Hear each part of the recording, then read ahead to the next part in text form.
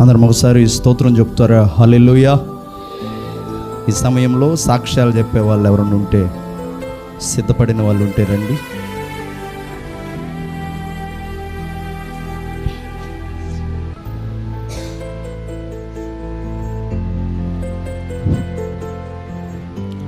నామానికి వందనాలు. అమ్మగారికి, అయ్యగారికి, సంఘానికి వెళ్ళారు పురుగురు చెప్పి సాక్ష్యం అంటే మీరు పోయిన నెలలో అయితే మీరు మా వాళ్ళ అమ్మాయికి మరి పెళ్లి కానీ వెళ్ళాము. మరి కుటుంబం అందరూ కలిసి మరి పెళ్ళి అయితే బాగానే చక్కగానే జరిగింది, ఆటంకం లేకుండా బాగానే జరిగింది. మరి పెళ్లి తీసుకొని వెళ్ళి నేను ఏ రోజు వెళ్ళాను ఆ రోజు వెళ్ళి నేను ఇంటికి వచ్చేసాను. వారం రోజుల్లో వచ్చేసి మీ పెళ్ళికి వెళ్ళి వచ్చేసి మరి 2 రోజులు మన పెళ్ళికి వెళ్ళిన తర్వాత మరి పెళ్ళికి వెళ్ళిన తర్వాత మళ్ళీ నేను మా అక్క ఇంటికి వెళ్ళాను. మా అక్క ఇంటికి వెళ్ళిన తర్వాత మరి నేను మా పెద్ద అక్క ఇంటికి కూడా తిన్నాను ఉదయం అన్నం. ఆ చిన్న అక్క ఇంటి దగ్గర మరి రాత్రి మరి అక్క నేను తిన్నాను. రాత్రి అయితే మరి కుమారుడు అయితే మరి ఇంట్లో ఉన్నాడు, కానీ తిని ఎప్పుడు వచ్చావని నన్ను పలకరించలేదు. నేను కూడా అడితో మాట్లాడలేదు, అడిసి ఎక్కువ. ఆ రోజు నేను బయటకు వచ్చి ఆడిని చూసి అక్క ఆడికి పెళ్లి చేసేయచ్చు కదా అని మా అక్క నన్ను తిట్టి, సంబంధాలు చూస్తున్నాం కదా ఏ సంబంధం అవట్లేదు, ఆడికి చేసుకొని అంటున్నాడు ప్రేమించిన అమ్మాయి గురించి అని చెప్పి. ఆడు తీసుకెళ్ళిపోతున్నాను అని చెప్పింది కూడా. సరే తీసుకెళ్ళిపోమని వయసు ఉంది కదా ఆడికి, ఆ అమ్మాయికి ఉన్న వయసుతో ఆడికి ఉంది కదా తీసుకెళ్ళిపోమని నేను అన్నాను. అనేసి వచ్చి 2 రోజులు అయింది. ఆ రోజు మరి ఆ నైట్ అంటే మరి ఆ అమ్మాయి ఫోన్ చేసినాడు, బుధవారం నైట్ ఫోన్ చేస్తే కాకినాడ తీసుకెళ్ళమని ఫోన్ చేసిందండి. నేను మాట తీయలేక వెళ్దాలే అన్నాడంటే తెల్లరికి లక్ష్మీవారు. మరి అలా తెల్లరగట్లో మరి చరంగా వచ్చి 3 సార్లు వచ్చి లెగ్గొడితే రానని చెప్పాడంటే ఆటకి. మరి ఆ అమ్మాయి ఫోన్ చేసింది, నన్ను ఏరే ఆటకి వెళ్ళదంటే ఏమీ లేదమ్మా ప్రాణం బాగాలేదు అన్నాడంటే వాళ్ళ అమ్మతో సెరులెత్తే మానెత్తే మానేనని తల్లొస్తుంది హాస్పిటల్కి వెళ్తుంది నన్ను చెప్పాడంటే. మీరు చెప్తే మరి మా అక్క అయితే 7 ఏళ్ళు ఇచ్చిందండి పెద్ద హాస్పిటల్కి వెళ్ళి చూపించుకొని. ఆడ హాస్పిటల్కి వెళ్ళలేదు, అమ్మాయిని తీసుకెళ్తున్నాడు మా అక్క అయితే తెలియదు. మీరు కాకినాడ వెళ్ళారంటే కాకినాడ వెళ్ళి ఆ రోజు అయితే మరి లక్ష్మీవరం బాగా ఎప్పుడైతే నేను వడగాలు గట్ట చేసిన రోజు నేను ఆ రోజు పెనికి వెళ్ళని వచ్చేసి ఇక్కడికి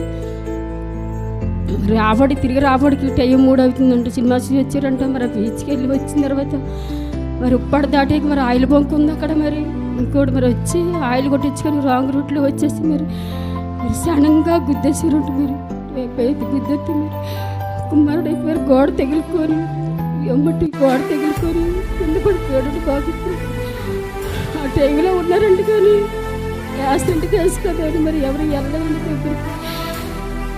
ఎందుకంటే ఊపిరి సోఫర్ లేదంటే ఫోన్ చేద్దామంటే మరి ఎవరి నెంబర్ తెలియదు. వాడు ఫోన్ లాక్ వేస్తుంది. శివ ఫోన్ నెంబర్ చెప్పరాని మరి ఆ పిల్లోడు లేస్తే మరి మా ఊరి పిల్లోడు లేస్తే మరి మా అమ్మ ఊరి పిల్లోడు మీద ఎగ్గొట్టిన తర్వాత అది లాక్.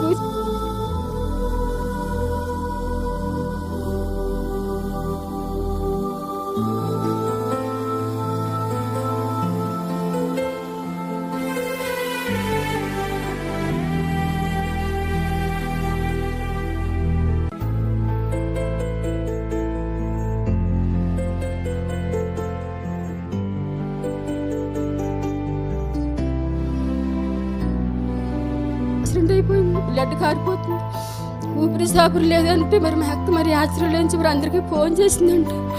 ఫోన్ చేస్తే ఎవరికట రోజు ఫోన్ ఎవరికట ఎత్తలేదంటే ఎత్తపోతే ఇది ఆటింగ్ వచ్చేసి అప్పటికప్పటికే రోడ్డు మీద పరిగెట్టడం ఆడికి సేడుకుంటే మరి ఫోన్ మరి ఎవరు చేస్తారో తెలియదు, కానీ మా అక్కడ చేసిందంట ఫోను. మరి మా రాజు అయితే మరి పడుకున్నాడంటే ఫోన్ కట్ట ఎత్తలేదండి. చేసిన తర్వాత మళ్ళీ వీళ్ళందరికీ ఫోన్లు తెలుసుకొని తర్వాత ఆటో కట్టించుకొని వెళ్ళబడిపోయారు. కుమారుడు అయితే మరి ఆ నదిలో పడి ఉన్నాడంటే ఆటోలో.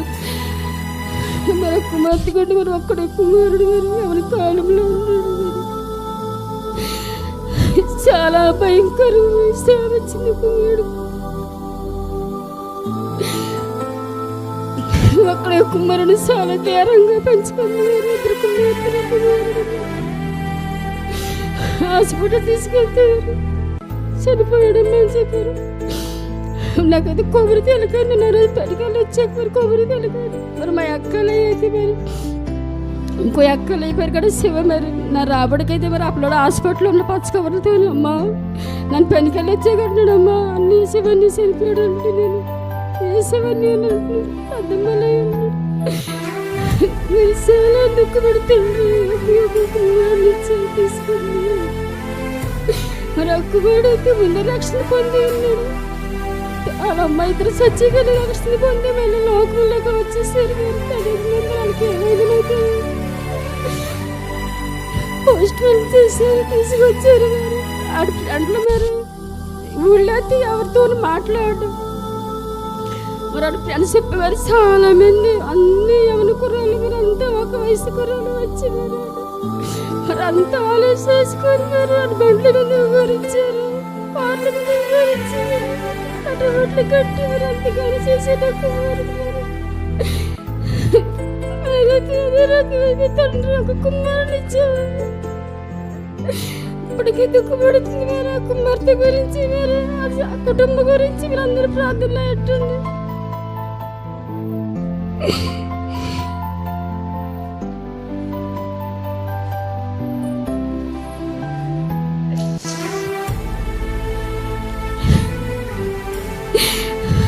కుమార్ బాబు మీద తీసుకున్నాడు కానీ పెట్టలేదు రోగసరంగా తీసుకొని పెట్టారు. నేను చాలా బాధపడుతుంటే నేను రక్షణ పొంది ఉన్నాడు కదా ప్రభు, రోగసరంగా తీసుకెళ్తాను. ఆత్మ తండ్రి నేను నీ రాజ్యంలో స్వేచ్ఛగా ప్రభు చాలా దుఃఖపడ్డారు. మరి వచ్చేసారు మరి 3 రోజులు వచ్చేసి వెళ్ళారు. కార్యం చేసుకొని వెళ్ళి వచ్చాను. ప్రార్థన చాలా మరి బాధల్లో ఉన్నాను. చూసుకున్న దేవుడు మన దేవుడే కదా, దేవుడు మన పార్వశ్యం ఉంది కదా. మరి మా యొక్క కుటుంబం గురించి ప్రార్థనలో ఉంటాడు. చాలా బాధపడుతున్నాడు. ఏదో అడిగినట్టు అదే కొనిచ్చింది అడిగి మరి కుటుంబం గురించి ఎందుకు లోకంలో వెళ్ళి బాబు మీద తీసుకుని లోకంలో వచ్చాను, ఏమి సంపాదించాలి అడిగినారు. అప్పులు ఉంటాయి, దేవుడి నమ్మకాలు ఉంటాయి, అమ్మ నమ్మకాలు, అప్పులు ఉంటాయి, కష్టాలు ఉంటాయి, సుఖాలు ఉంటాయి. నేను ఎవరిని నమ్మను, నేను ఎక్కడికి వెళ్ళాలి అనేది మీరు మనకు మొత్తం గురించి మీరు మొదటి ఎక్కడికి వెళ్ళినా ఎక్కడికి వెళ్ళినా వీళ్ళందరూ ప్రార్థనలో పెట్టిపోయి చేసి దేవుడు దీవించిన బాధ.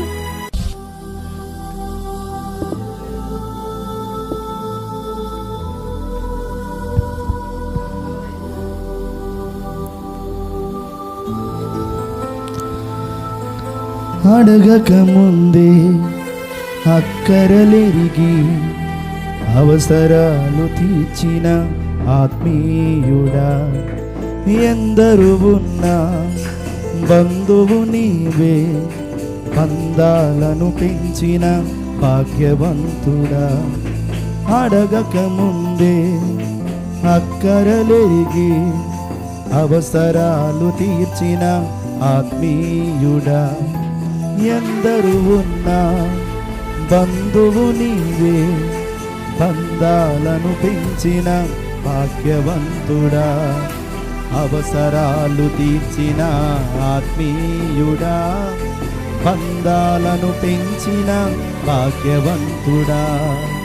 అవసరాలు తీర్చిన ఆత్మీయుడా, బంధాలను పెంచిన భాగ్యవంతుడా. పదే పదే నేను పాడుకోనా ప్రతి చోట నీ మాట నా పాటగా, మరి మరి నేను కోరుకోనా మనసంతా పులకించ నీ సాక్షిగా. ఇంకా ఎవరైనా సాక్ష్యాలు చెప్పేవాళ్ళు ఉంటే రండి.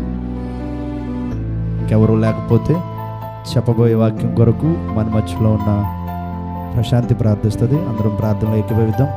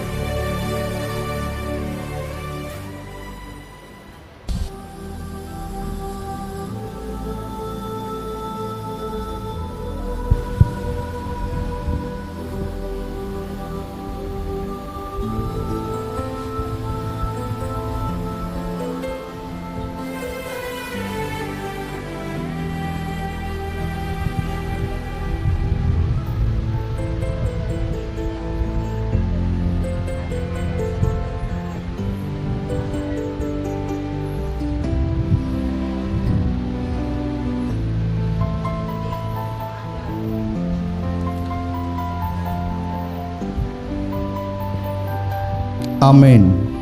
అందరం ఒకసారి తలలెత్తుదాం. అందరం ఒకసారి స్తోత్రం చెప్దాం. హల్లెలూయా. స్తోత్రం ఎలా చెప్పాలి? నోటితో కదా నేను అంది. రెండు చేతులు పైకి చెప్పండి. స్తోత్రం, స్తోత్రం, స్తోత్రం. 62వ కీర్తన తెరవండి. 62వ కీర్తన మొదటి 2 వచనాలు. నా ప్రాణము దేవుణ్ణి నమ్ముకొని మౌనంగా ఉన్నది, ఆయన వలన నాకు రక్షణ కలుగును. ఆయనే నా ఆశ్రయదుర్గము, ఆయనే నా రక్షణ కర్త, ఎత్తైన నా కోట ఆయనే. నేను అంతగా కదిలింపబడను. కళ్ళు మూసుకోండి. కనికరింపపూర్ణుడా, కనికర పూర్ణుడా, కనికరించే పూర్ణుడా, కరుణించే పూర్ణుడా, నీకే స్తోత్రం నాయన. ఉదయం నాయన ప్రారంభం నుండి ఈ సమయం వరకు మాకు తోడై ఉన్న పూర్ణుడా, నీకు స్తోత్రం. ఎన్నో ఎన్నో ప్రతికూలమైన పరిస్థితులు మమ్మల్ని వెంటాడుతూ ఉన్నవి. వాక్యం ముగింపు వరకు కరెంటు పోతుండగా మాటి మాటికి పోతున్న ఈ ప్రతికూలమైన డిస్టర్బెన్స్ని యేసు నామమున లయపరచబడును గాక. కరెంటు పోకుండా నాయన తండ్రి కాపాడండి. వచ్చిన బిడ్డలందరికీ నాయన నీ మాటల మీద శ్రద్ధ చూపించండి. నీ మాట మీదే దృష్టి పెట్టేటట్టుగా సహాయం చేయండి. వినగలిగిన చెవి, గ్రహించు మనసు ఇవ్వండి. నన్ను మరుగు చేసి నీవే నన్ను నిలబెట్టి మాట్లాడండి తండ్రి. యేసు నామమును అడిగి వేడుకొని పొందుకొని నామన పరమ తండ్రి, ఆమేన్. అందరూ తలలెత్తండి. గడిచిన ఆదివారం విశ్రాంతి దినం. ఏం వాక్యం చెప్పాను? వచ్చిన వాళ్ళు చెప్పండి. దేని గురించి నాయన? సంఘం. సంఘం గురించి చెప్తూ పునాది మీద నిలబడాలని చెప్పానుగా. ఎన్ని పునాదులు కరెక్ట్గా చెప్పాలి? 4 పునాదులు. మొదటి పునాది ఏంటి? వాక్యం. రెండో పునాది మీరు కరెక్ట్గా చెప్పాలన్నా సహవాసం. మూడో పునాది రొట్టె వీర్చుట. 4వ పునాది ప్రార్థన. ఈ వారం అంతా ప్రార్థనలు చేసుకున్నారా? ఈరోజు ప్రార్థన చేసుకున్నారా? ప్రార్థన చేస్తే మన చేతిలోకి ఏది రాదు. ప్రార్థన చేస్తే మన చేతిలోకి ఏది రాదు.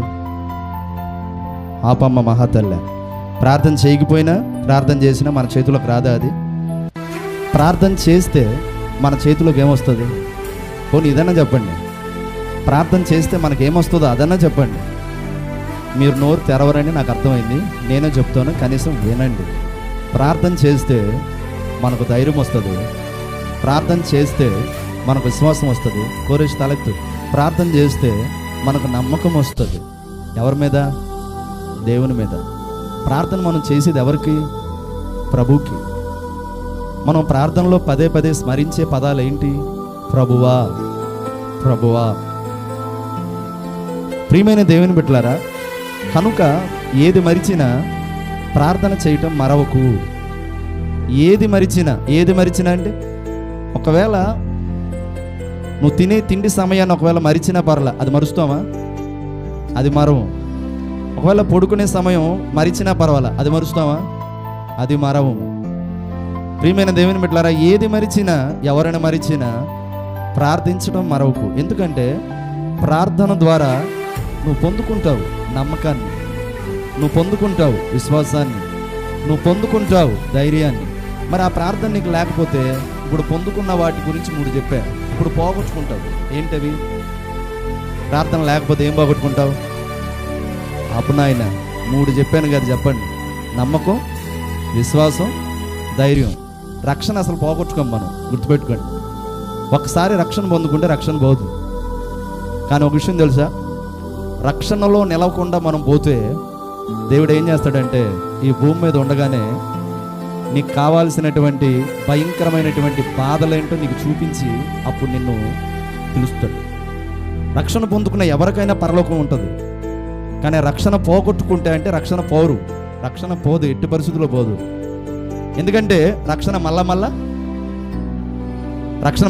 వచ్చిద్దా? రాదు, ఒకసారి వచ్చిద్ది. అయితే ఆ రక్షణ ఎవరైతే రక్షణలో నిలవకుండా పడిపోతారో వాళ్ళకి దేవుడు ఏం చేస్తాడంటే ఈ భూమి మీద వాళ్ళకి పగలే చుక్కలు చూపిస్తాడు. నీకు అర్థమైతే స్తోత్రం చెప్పండి, హల్లెలూయా. పగలే ఏం చూపిస్తాడు? చుక్కలు చూపిస్తాడు. అంటే బహుభయంకరమైన శ్రమ. నీకే కాదు, వాక్యం చెప్పే నాకైనా. కాబట్టి ఈరోజు నా టాపిక్ ఏంటంటే నమ్మకం. ఏందండి? నమ్మకం. ప్రపంచంలో చాలా గొప్ప పదం ఏంటంటే నమ్మకం. యేసయ్య ఒక చోట ఇలా అంటాడు, నమ్ముట నీ వలనైతే నమ్మువానికి సమస్తము సాధ్యమే. మీరు ఇలా రిప్లై ఇస్తామంటే నీకు ఒకటి రాదు. ఏం రాదు? అది వచ్చిందనుకో నాకు పోరాటం పెరిగిద్ది. ఆ పోరాటంలో నా గొంతు పోవచ్చు, ఆ పోరాటంలో కరెంటు కూడా పోవచ్చు. కాబట్టి కరెంటు పోకూడదు, నా గొంతు పోకూడదు అంటే మీరేం చేయాలి? కరెక్ట్గా రిప్లై ఇవ్వండి. ఒకసారి స్తోత్రం చెప్పండి. స్తోత్రం. వినండి, నమ్మకం ఇది చాలా గొప్ప పదం. వివాహం చేసుకున్నటువంటి భార్య తన భర్తను నమ్మి జీవితాన్ని కొనసాగిస్తుంది. భర్త ఎలాంటివాడైనా భర్తను నమ్మి వివాహం చేసుకుంటుంది. వివాహం చేసుకున్న తర్వాత ఎలాంటి వాడైనా తన జీవితాన్ని కొనసాగించింది. అదే నమ్మకం పోయిందనుకో, ఒక భార్యకి తన భర్త మీద జీవితాన్ని కష్టంగా కొనసాగించింది, కష్టంగా కొనసాగించింది. అలాగే వివాహం చేసుకున్నటువంటి భర్తకు కూడా తన భార్య మీద ఏముంటుంది? నమ్మకం ఉంటుంది. నమ్మకం ఏంటి? ఆ నమ్మకం, నేను ఓడెక్కి సముద్ర ప్రయాణానికి వెళ్ళొచ్చేంతవరకు నా భార్య నా కొరకు ప్రార్థన చేస్తుంది అన్న నమ్మకం. నిజంగా చేస్తుందా? అలా ప్రార్థన చేసే భార్యలు ఉన్నారా లేరా? ఉండుంటారు, కానీ మీరున్నారా? ఓ ప్రశ్న వేసుకోండి. ఈరోజు బిడ్డలకు ఒక నమ్మకం. చిన్న బిడ్డల గురించి చెప్తున్నా, ఒక 6-7 సంవత్సరాల వయసు ఉన్న పిల్లల గురించి చెప్తున్నా. ఆ పిల్లలకు ఒక నమ్మకం ఏంటంటే మేము లేచిన వెంటనే మా అమ్మ మా నాన్న నా కోసం ఏదో ఒకటి సిద్ధం చేసి ఉంటారు అని ఒక నమ్మకం. అదే స్కూల్కి వెళ్ళటం ప్రారంభించిన పిల్లల గురించి చెప్తున్నా. 1st class, 2nd class, 3rd class, 4th class అంటే 10 సంవత్సరాలు లోపు ఉన్న పిల్లలు ఒక నమ్మకం ఏంటంటే నేను స్కూల్ నుండి ఇంటికి వచ్చేసరికల్లా మా అమ్మ మా నాన్న మా కోసం ఏదో ఒకటి చేస్తారు. వాళ్ళకి ఆ వయసులో ఏం కావాలి? తినటానికి తిండి కావాలి, ఇంకా అంతకుమించి వాళ్ళకి ఏం అక్కర్లా. బిడ్డలకు ఒక నమ్మకం అమ్మ నాన్న మీద, భర్తకు ఒక నమ్మకం భార్య మీద, భార్యకి ఒక నమ్మకం ఎవరి మీద? భర్త మీద. అలాగే నా ప్రియ దేవుని బిడ్డలారా, మరి మనమందరం ఓట్లేసి గెలిపించాం కదా, ముఖ్యమంత్రి మీద కూడా మనకు ఒక నమ్మకం. ఏం చేస్తాడని చెప్పాలి మీరు. సరిగ్గా పరిపాలన చేస్తాడని నమ్మే కదా ఓట్లేసింది. ప్రియమైన దేవుని బిడ్డలారా, అలా ఓట్లేసి గెలిపించినటువంటి మనకు ఎంతో నమ్మకంతో మనం గెలిపించామే. అయితే ఈ నోట ఆ నోట ఈ నోట ప్రతి చోట ఇప్పుడు పలికే మాట ఏంటో తెలుసా? అమ్మోడు ఎప్పుడు వస్తుంది? 10వ తారీఖా, 14వ తారీఖా, 17, 19, 20 ఎప్పుడు అనవసరంగా ఓట్లేసి గెలిపించామే అని అనేవాళ్ళు కూడా లేకపోలేదు.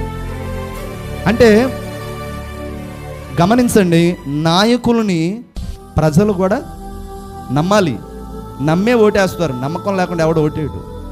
అలాగే సన్నిధికి వచ్చే ప్రతి ఒక్కరు కూడా నమ్మకంతో వస్తున్నారు. దేని మీద అంటే కరెక్ట్గా చెప్పాలి. దేవుని మీద, దేవుని సేవకుడి మీద, దేవుని మీద. అయితే నా ప్రియ దేవుని బిడ్డలారా, ఏమని నమ్మి మనం దేవుని సన్నిధికి వస్తాం? నేను ఈ రోజున దేవుని సన్నిధికి వస్తే నా దేవుడు నాకు కావాల్సింది ఇస్తాడు. ఏం కావాలి నీకేం కావాలో మన దేవునికి తెలుసు అంటారా తెలియదంటారా? తెలుసు ఆయనకి. నీకేం కావాలో తెలుసు. అందుకే ఒక చోట యేసయ్య ఇలా అంటాడు, మీరు మొదట నా నీతిని, నా రాజ్యాన్ని వెతకండి, అప్పుడు అవన్నీ మీకు అనుగ్రహించబడును. అప్పుడు అవన్నీ అంటే ఏంటి? అప్పుడు అవన్నీ అంటే ఏంటి? నీకు కావాల్సిన తిండి, నీకు కావాల్సిన వస్త్రాలు, నీకు కావాల్సిన ఆరోగ్యం, నీకు కావాల్సిన బలం, తలలెత్తాలి, వాక్యం వినాలి, నీకు కావాల్సిన సంతోషం, నీకు కావాల్సిన ఇంకా ఏమేం కావాలో అవన్నీ ఈ భూమి మీద బ్రతికే ప్రతి మనిషికి ఏం కావాలో మనల్ని సృష్టించిన సృష్టికర్తకు తెలుసా తెలీదా? తెలుసు. మరి తెలుసన్నప్పుడు ఆయనకు ఎప్పుడు ఇవ్వాలో కూడా తెలుసు, ఎలా ఇవ్వాలో కూడా తెలుసు. నీకు ఒక్కసారిగా నువ్వు అడిగిందల్లా ఇచ్చేస్తే నువ్వు తప్పిపోతావని కూడా తెలుసు. అలాంటప్పుడు ఆయన ఏం చేస్తాడంటే, ప్రార్థనలో 3 విషయాలు నేను ఎప్పుడో చెప్పే మళ్ళీ ఇప్పుడు చెప్తున్నా. ప్రార్థన చేసి మనం ప్రభువుని అడుగుతామంటే కొన్నిసార్లు దేవుడు ఏమంటాడంటే ఎస్ అంటాడు, అంటే నువ్వు అడిగింది నేను ఇస్తాను అంటాడు. కొన్నిసార్లు ఏమంటాడు? నో అంటాడు, అంటే నువ్వు అడిగింది నేను ఇవ్వను, నువ్వు అడిగినది నాకు కరెక్ట్ అనిపించలేదు, నువ్వు అడిగినది ఏదో నీ స్వార్థం కోసం అడుగుతున్నావు, నీ కోసం నువ్వు అడుగుతున్నావు, అది నాకు నచ్చలేదు, నో అంటాడు. నువ్వు లోకంలో పాపంలో బ్రతుకుతూ నువ్వు నన్ను అడుగుతున్నావు, నేను ఎలా నీకు ఇవ్వగలను? నో అంటాడు. కొన్నిసార్లు అదే దేవుడు మనం ప్రార్థన చేసి ప్రభువుని అడుగుతూ ఉంటే ఈసారి ఎస్ అనడు, నో అనడు, ఇంకోటి అంటాడు. ఏంటి చెప్పండి? ఏంటి? ఎస్ అనడు, నో అనడు, ఇంకోటి ఏంటో చెప్పనా? వెయిట్ అంటాడు. వెయిట్ అంటాడు అంటే ఆగు, ఆగు, తొందరపడకు, ఆగు, ఆగు. చాలాసార్లు మనకు లేనిదేంటో చెప్పనా? ఆగటం. ఆగలేం మనం. ఇంతకుముందు చాలాసేపు కరెంటు పోయింది కదా, ఆరాధనలో కాస్త కరెంటు పోయేసరికి వాక్యం సమయం వచ్చే లోపల, కరెంట్ వచ్చే లోపల మనలో కొంతమంది ఏమన్నారు? అబ్బా కరెంటు పోయిందే, అబ్బా ఏం చెమటయ్యా, ఏం ఆరాటం అయ్యా. నిజమే, వేడి, ఒక్కపోత, ఆగలేకపోతున్నాం. దేనికోసం? కరెంటు కాసేపట్లో వచ్చే లోపల ఆగలేకపోతూ ఉన్నాం. మీరే కాదు, నేను కూడా. ప్రియమైన దేవుని బిడ్డలారా, కొన్నిసార్లు మనం అడిగిన కార్యాలు కొన్నిసార్లు ఏమవుతాయంటే ఆలస్యం అవుతాయి. కొన్నిసార్లు మనం అడుగుతున్నవి దేవుడు కొన్నిసార్లు ఆలస్యం చేస్తాడు, కొన్నిసార్లు తొందరగా ఇస్తాడు, కొన్నిసార్లు ఇవ్వడు. అయితే నా ప్రియ దేవుని బిడ్డలారా, కొన్నిసార్లు ఇస్తానంటాడు, కానీ మనం పొందుకోలేకపోతూ ఉంటాం, ఆలస్యం అవుతూ ఉంటాం. అలా ఆలస్యం అవుతున్నప్పుడు నీలో ఉండాల్సింది ఏంటి? నమ్మకం. ఈరోజు నా టైటిల్ కూడా అదే, నమ్మకం. కాస్త చెప్పండి పెద్దగా అందరూ. నమ్మకం అనేది అందరూ కలిసి చెప్పండి. ఏదో ఒకరో ఇద్దరు చెప్తున్నారా? 20 మంది కలిసి బిగ్గరగా చెప్పండి. దేవుని మీద మనకు ఉండాల్సింది ఏంటి? దేవుని యందు మనకు ఉండాల్సింది ఏంటి? దేవుడు మనకిచ్చే వరకు మనకు ఉండాల్సింది ఏంటి? నమ్మకం. నమ్మకం ఉన్నవాడు దేవుడు ఇచ్చే వరకు ఉంటాడు. నమ్మకం ఉన్నవాడు దేవుడు కార్యం చేసేంత వరకు ఓపికగా ఉంటాడు. అయితే ఇక్కడ మనం చదవబడిన వాక్యంలో భక్తుడైన దావీదు అంటున్నాడు, ఎత్తైన నా కోట ఆయనే నా రక్షణకర్త, ఆయనే నా ఆశ్రయ దుర్గము, నేనంతగా కదిలింపబడను అంటున్నాడు. ఒకసారి స్తోత్రం చెప్పండి. స్తోత్రం. అప్పుడప్పుడు స్తోత్రాలు ఎందుకు చెప్పిస్తున్నానంటే కునుకు వస్తుంది. కునుకుతో పాటు ఏమొస్తుంది? నిద్ర వస్తుంది. నిద్రలోకి జారుకున్నాం అనుకో, వాక్యం ఎటుపోతాయి? ఎటో పోతుంది. వాక్యం ఎటో పోతే వాడికి ఆనందం. ఎవడికి? మన మేనమామకి. మా మేనమామ ఉన్నాడండి మా ఇంట్లో, ఈరోజు లేడులే, బయటికి వెళ్ళాడు, వచ్చాడా? అయితే ఆ మేనమామ కాదు, కానీ మరో మేనమామ ఉన్నాడు, వాడు చాలా భయంకరుడాడు. వాడు మందిరంలోనే మనల్ని ఉంచుతాడు, కానీ మనల్ని నిద్రలోకి వెళ్ళేటట్టు చేస్తాడు. పాటల్లో రాని నిద్ర, ఆరాధనలో రాని నిద్ర, స్తుతుల్లో రాని నిద్ర, కరెక్ట్గా ఒక దాంట్లో నిద్ర వస్తుంది. చాలామందికి ఆవలింపులు కూడా వచ్చేస్తున్నాయి. ఎప్పుడు వస్తుంది? వాక్యం సమయంలో వస్తుంది. వాక్యం వింటే నీకేమొస్తుంది? మార్పు వస్తుంది. అదే వాక్యం నీవు వినకుండా ఉంటే నీకేం రాదు?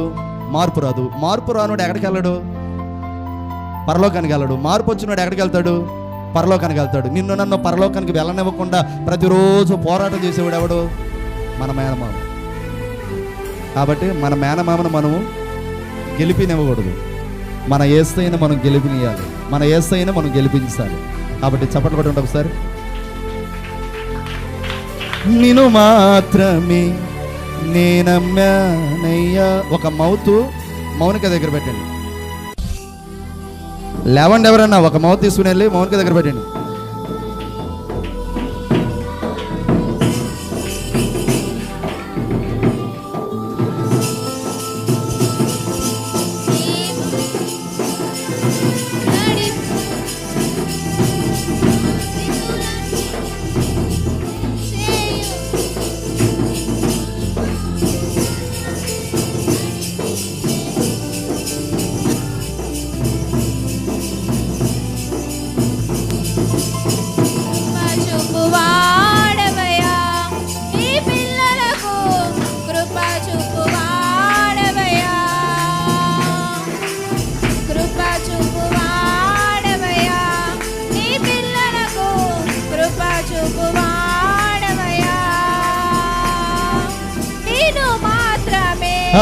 నే నమ్మానయ్యా, నీవు మాత్రమే నా ధైర్యము యేసయ్యా.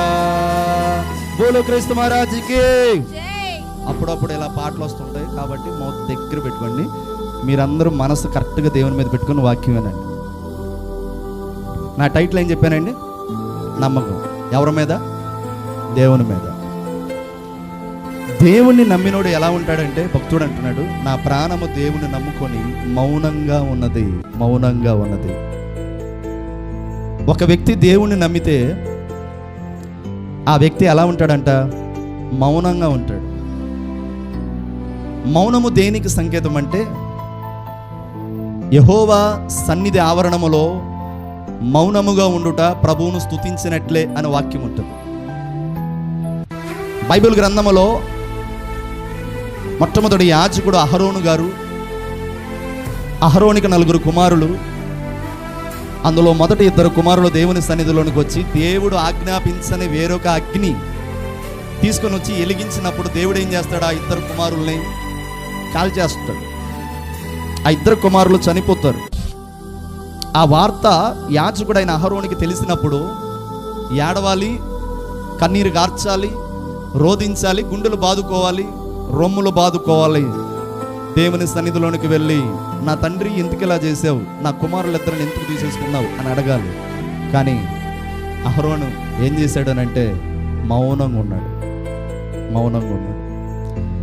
తన మౌనం ఏంటి అని అంటే, నా దేవునికి తెలియనిదంటూ ఏది లేదు. నా దేవుడు నా బిడ్డలను తీసుకున్నాడంటే నా దేవునికి నచ్చని పని వాళ్ళు ఏదో చేస్తుంటారు. అయితే ఇచ్చిన ఆ దేవుడే తీసుకున్నాడు. ఇచ్చినందుకు స్తోత్రం, తీసుకున్నందుకు స్తోత్రం. బైబిల్లో ఈ మాట ఎవరన్నారండి?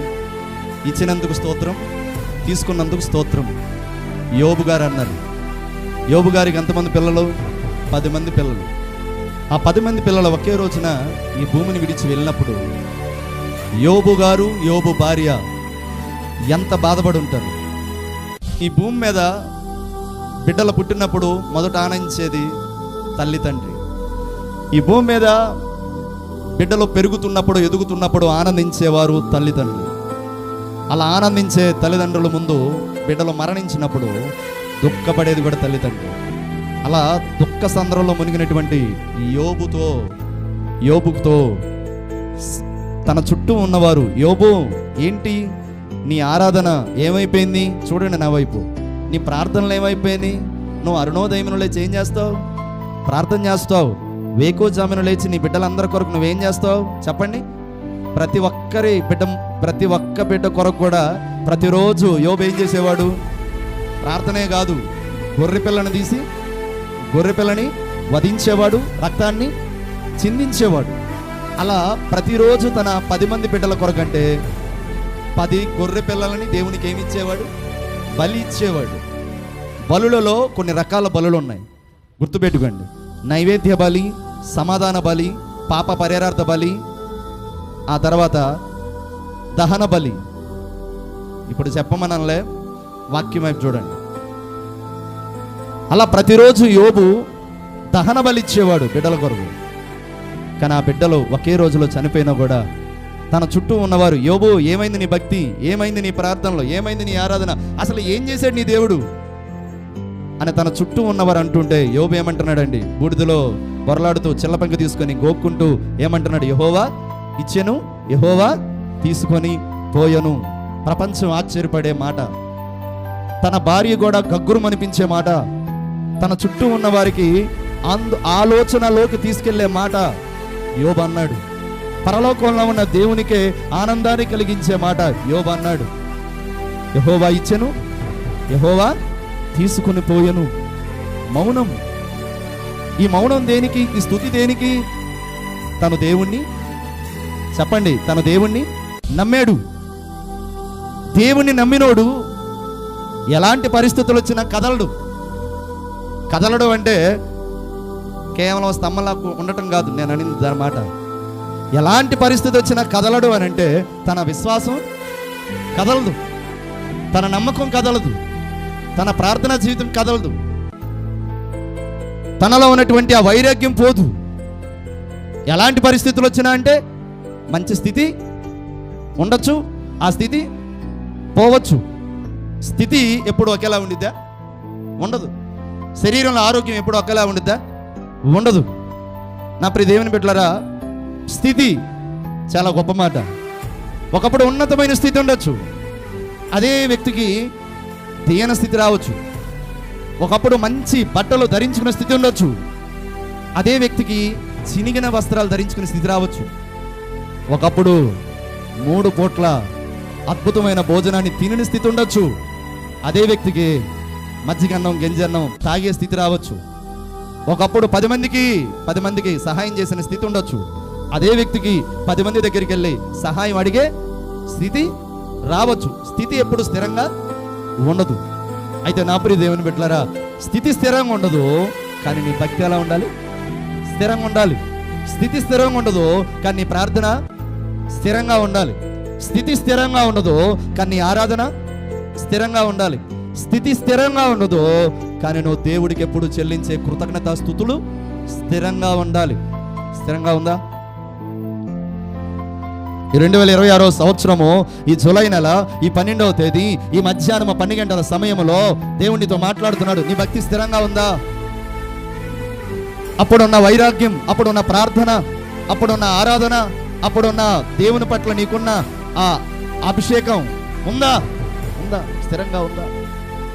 స్థిరంగా ఉండాలంటే నీలో నుండి ఎప్పుడు కోల్పోకుండా ఉండాల్సింది ఏంటి? దేవుని పట్ల నీకున్న నమ్మకం కోల్పోతే స్థిరంగా సాగదు జీవితం. నేను ముందే చెప్పా, భర్త పట్ల భార్యకు నమ్మకం కోల్పోతే, భార్య పట్ల భర్తకు నమ్మకం కోల్పోతే సాగిద్ది జీవితం, కానీ స్థిరంగా సాగదు, కష్టంగా సాగిద్ది.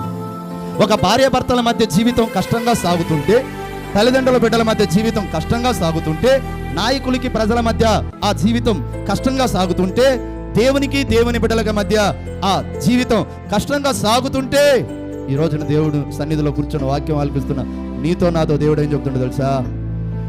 నాతో నీ జీవితం కష్టంగా సాగుతుంది అంటున్నాడు దేవుడు. నాతో నీ జీవితం కష్టంగా సాగుతుంది. ఎలా దేవాన్ని నువ్వు అడిగితే ఆయన ఏమంటున్నాడంటే, నీ స్థితి సరిగ్గా లేకపోయినా నీ భక్తి స్థిరంగా లేదు.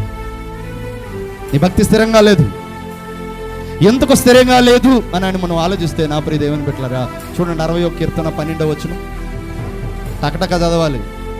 60వ కీర్తన 12వ వచనం, దేవుని వలన మేము శూర కార్యములు జరిగించదము, మా శత్రువులను అనగదొక్కువాడు ఆయనే. మా శత్రువులను అనగదొక్కువాడు ఆయమే. 11వ వచనం, మనుషుల సహాయము వ్యర్థము, శత్రువులను జయించుటకు మాకు సహాయము దయచేయుము. చప్పట్లు కొట్టండి ఒకసారి, బిగ్గరగా దేవుని స్తోత్రం చెల్లించండి ఒకసారి. హల్లెలూయా. కాస్త బిగ్గరగా చెప్పాలి, హల్లెలూయా, హల్లెలూయా. స్థితి సరిగ్గా ఉండిద్దా? స్థితి సరిగ్గా ఉండదా? సరిగ్గా ఉండదు. స్థితి సరిగ్గా లేకపోయినా స్తుతి ఎలా ఉండాలి? స్థిరంగా ఉండాలి. స్తుతి ఎందుకు స్థిరంగా లేదు అంటే, ఇక్కడ వాక్యం సెలవిస్తుంది, మనుషుల సహాయం వ్యర్థం. నీ స్తుతి, నీ ప్రార్థన, నీ ఆరాధన, నీ భక్తి జీవితం ఎప్పుడు స్థిరంగా ఉండదంటే, దేవుని మీద నీకున్న నమ్మకం కాస్త నీ కళ్ళ ముందు కనిపిస్తున్న మనుషుల మీదకి వచ్చేసినప్పుడు, బాగా వినండి, దేవుని మీద ఉన్న నమ్మకం కాస్త మనుషుల మీద వచ్చేసినప్పుడు నువ్వేమైపోతావనంటే భక్తి జీవితంలో దిగిపోతావు. అందుకే బైబిల్లో ఒక చక్కటి మాట, మీరు తలలెత్తి వాక్యం చూడండి రా, అది క్రమం, సరేనా? చూడండి, రాజులను నమ్ముకున్నటి కంటే, మనుషులను నమ్ముకున్నటి కంటే యెహోవాను ఆశ్రయించుట మేలు. మన చుట్టూ చాలామంది మనుషులు ఉంటారు, మన వారు ఉంటారు, మన కళ్ళ ముందు చాలామంది కనిపిస్తూ ఉంటారు, మన అయిన వారు ఉంటారు, ఇరుగు పొరుగు వాళ్ళు ఉంటారు. అయితే గమనించండి, మనుషుల మధ్య బ్రతుకుతున్న మనకు మనుషుల ద్వారానే దేవుడు ఏం చేస్తాడు? సహాయం చేస్తాడు. మనుషుల మధ్య బ్రతుకుతున్న మనకు మనుషుల ద్వారానే దేవుడు ఏం చేస్తాడు? ఆదరణ ఇస్తాడు. మనుషుల మధ్య బ్రతుకుతున్న మనకు అప్పు అవసరమైంది, మనుషుల ద్వారానే దేవుడు మనకు అప్పు ఇస్తాడు. మరి మనుషుల మధ్య బ్రతుకుతున్న మనకు మనుషుల ద్వారానే అప్పు ఇస్తూ, మనుషుల ద్వారానే పోషణిస్తూ, మనుషుల ద్వారానే దేవుడు సహాయపడేలా చేస్తూ, మనుషుల ద్వారానే దేవుడు కన్నీరు తుడిచేలా చేస్తున్న ఆ దేవుడు ఏమంటున్నాడు? మనిషి మీద నమ్మకం పెట్టుకోకు. అంటే దాని అర్థం ఏంటి? మనిషి మీద పూర్తిగా ఆధార పడకు. మనిషిని ప్రేమించు, మనిషిని గౌరవించు, మనిషిని సన్మానించు, మనిషిని సత్కరించు. అయితే మనిషి మీద ఆధారపడకు. నీ ఆధారం ఎవరి మీద ఉండాలి? నా దేవుని మీద ఉండాలి. నీ ఆశ్రయం ఎవరి మీద ఉండాలి? మన దేవుని మీద ఉండాలి. నీ నమ్మకం ఎవరి మీద ఉండాలి? దేవుని మీద ఉండాలన్నమాట అందరూ పెద్దగా చెప్పాలి. నీ ఆధారం ఎవరి మీద ఉండాలి? నీ ఆశ్రయం ఎవరి మీద ఉండాలి? నీ సహాయం ఎవరి కొరకు ఎదురు చూడాలి? అయితే నువ్వు మనుషులను అడిగేటప్పుడు నువ్వు ప్రార్థిస్తూ అడుగు, ప్రభువా నేను ఒక అప్పు అడగాలనుకుంటున్నాను, ప్రభువా నాకు ఒక సహాయం కావాలనుకుంటున్నాను, నేను ఏ మనిషిని అయితే అడుగుతున్నానో వారి ద్వారా నువ్వే నాకు సహాయం చేయి. సహాయం చేయడా? చేస్తాడు. నా ప్రియ దేవుని బిడ్డలారా, వాక్యం సెలవిస్తుంది, మనుషుల సహాయం వ్యర్థం. మనుషులను నమ్మితే అంత వ్యర్థం. మనుషుల మీద ఆధారపడితే అంత వ్యర్థం. మనుషుల మీద ఆనుకుంటే అంత వ్యర్థం. నా ప్రియ దేవుని బిడ్డలారా, పరిశుద్ధ గ్రంథములో ఒక రాజు గుర్రాల మీద ఆధారపడ్డాడు, ఒక రాజు మనుషుల మీద ఆధారపడ్డాడు, ఒక రాజు నా వారు ఉన్నారు, నా చుట్టూ ప్రజలు ఉన్నారు, నాకు బలం ఉంది, నాకు బలగం ఉంది, నాకు సైన్యం ఉంది, ఇదిగో యుద్ధ సూరులు ఉన్నారు, వాళ్ళే నాకు కావాల్సిన వారు, వాళ్ళు లేకపోతే నేను లేనని విర్రవీగాడు. నేను అప్పుడే ప్రశ్న వేయలేదులే. అయితే ఆ రాజు కళ్ళ ముందు ఆ గుర్రాలు, ఆ రౌతులు, ఆ మనుషులు ఆ ఎర్ర సముద్రంలో మునిగిపోయారు. ఇంతక రాజు ఎవరు? ఫరో రాజు. తను దేన్నైతే నమ్మాడో, తను ఎవరినైతే నమ్మాడో, తను ఎవరినైతే చూసి విర్రవీగాడో అవన్నీ ఏమైపోయినాయి? మునిగిపోయినాయి. తన కళ్ళ ముందే మునిగిపోయినాయి. అయినా దేవుణ్ణి నమ్మాడా? నమ్మలేదా? నమ్మలా. ఐగుప్తు దేశంలో దేవుడు ఎన్ని తెగులు రప్పించాడండి? 10 తెగులు రప్పించాడు. 10 తెగులు రప్పించినా కూడా ఫరో రాజు దేవుని నమ్మాడా? నమ్మలా. తన కళ్ళ ముందు అద్భుతాలు జరిగినాయి, తన కళ్ళ ముందు ఆశ్చర్యకార్యాలు జరిగినాయి, తన కళ్ళ ముందు దేవుడైన యెహోవా మోషేను నిలబెట్టి ఎన్నో అద్భుతాలు ఫరో రాజు ముందు చేసిన ఫరో రాజు దేవుణ్ణి మాత్రం నమ్మలేకపోయాడు. చివరికి తన చుట్టూ ఉన్న గుర్రాలే కాదు, రథాలే కాదు, మనుషులే కాదు, తన కన్న బిడ్డ కూడా ఏమైపోయాడు? చనిపోయాడు. అయినా దేవుణ్ణి నమ్మాడా? నమ్మలేదు. ఎంత దౌర్భాగ్యకరమండి. నేనంటాను, మన జీవితంలో ఏదో ఒక నష్టం జరిగేంత వరకు మనము దేవుణ్ణి నమ్ముకోకుండా ఉంటే, ఏం చెప్పాను? మన జీవితంలో దేవుడు ఏదో ఒక నష్టం మనకు కలిగించే వరకు మనము దేవుణ్ణి నమ్ముకోకుండా ఉంటే, ఇప్పుడే ఇక నుంచి అయినా మనం దేవుణ్ణి ఏం చేయాలి? నమ్ముకోవాలి. ఆల్రెడీ మనం నమ్మేగా మందిరంలోకి వచ్చింది. అయితే మన నమ్మకాలు ఏమవుతున్నాయి? చెప్పాలి. ఏమవుతున్నాయి? పోతున్నాయి. పాడమ్మా. నీవు సెలవీయగా కలుగనిదేముంది, వాక్కును పంపగా జరుగనిదేముంది. పాడు.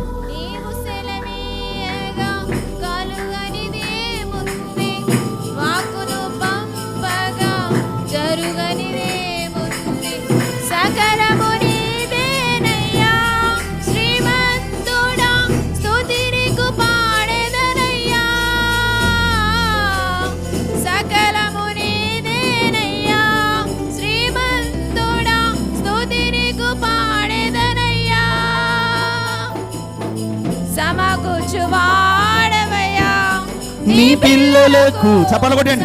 కూర్చువాడవయ్యా, సమకూర్చువాడవయ్యా,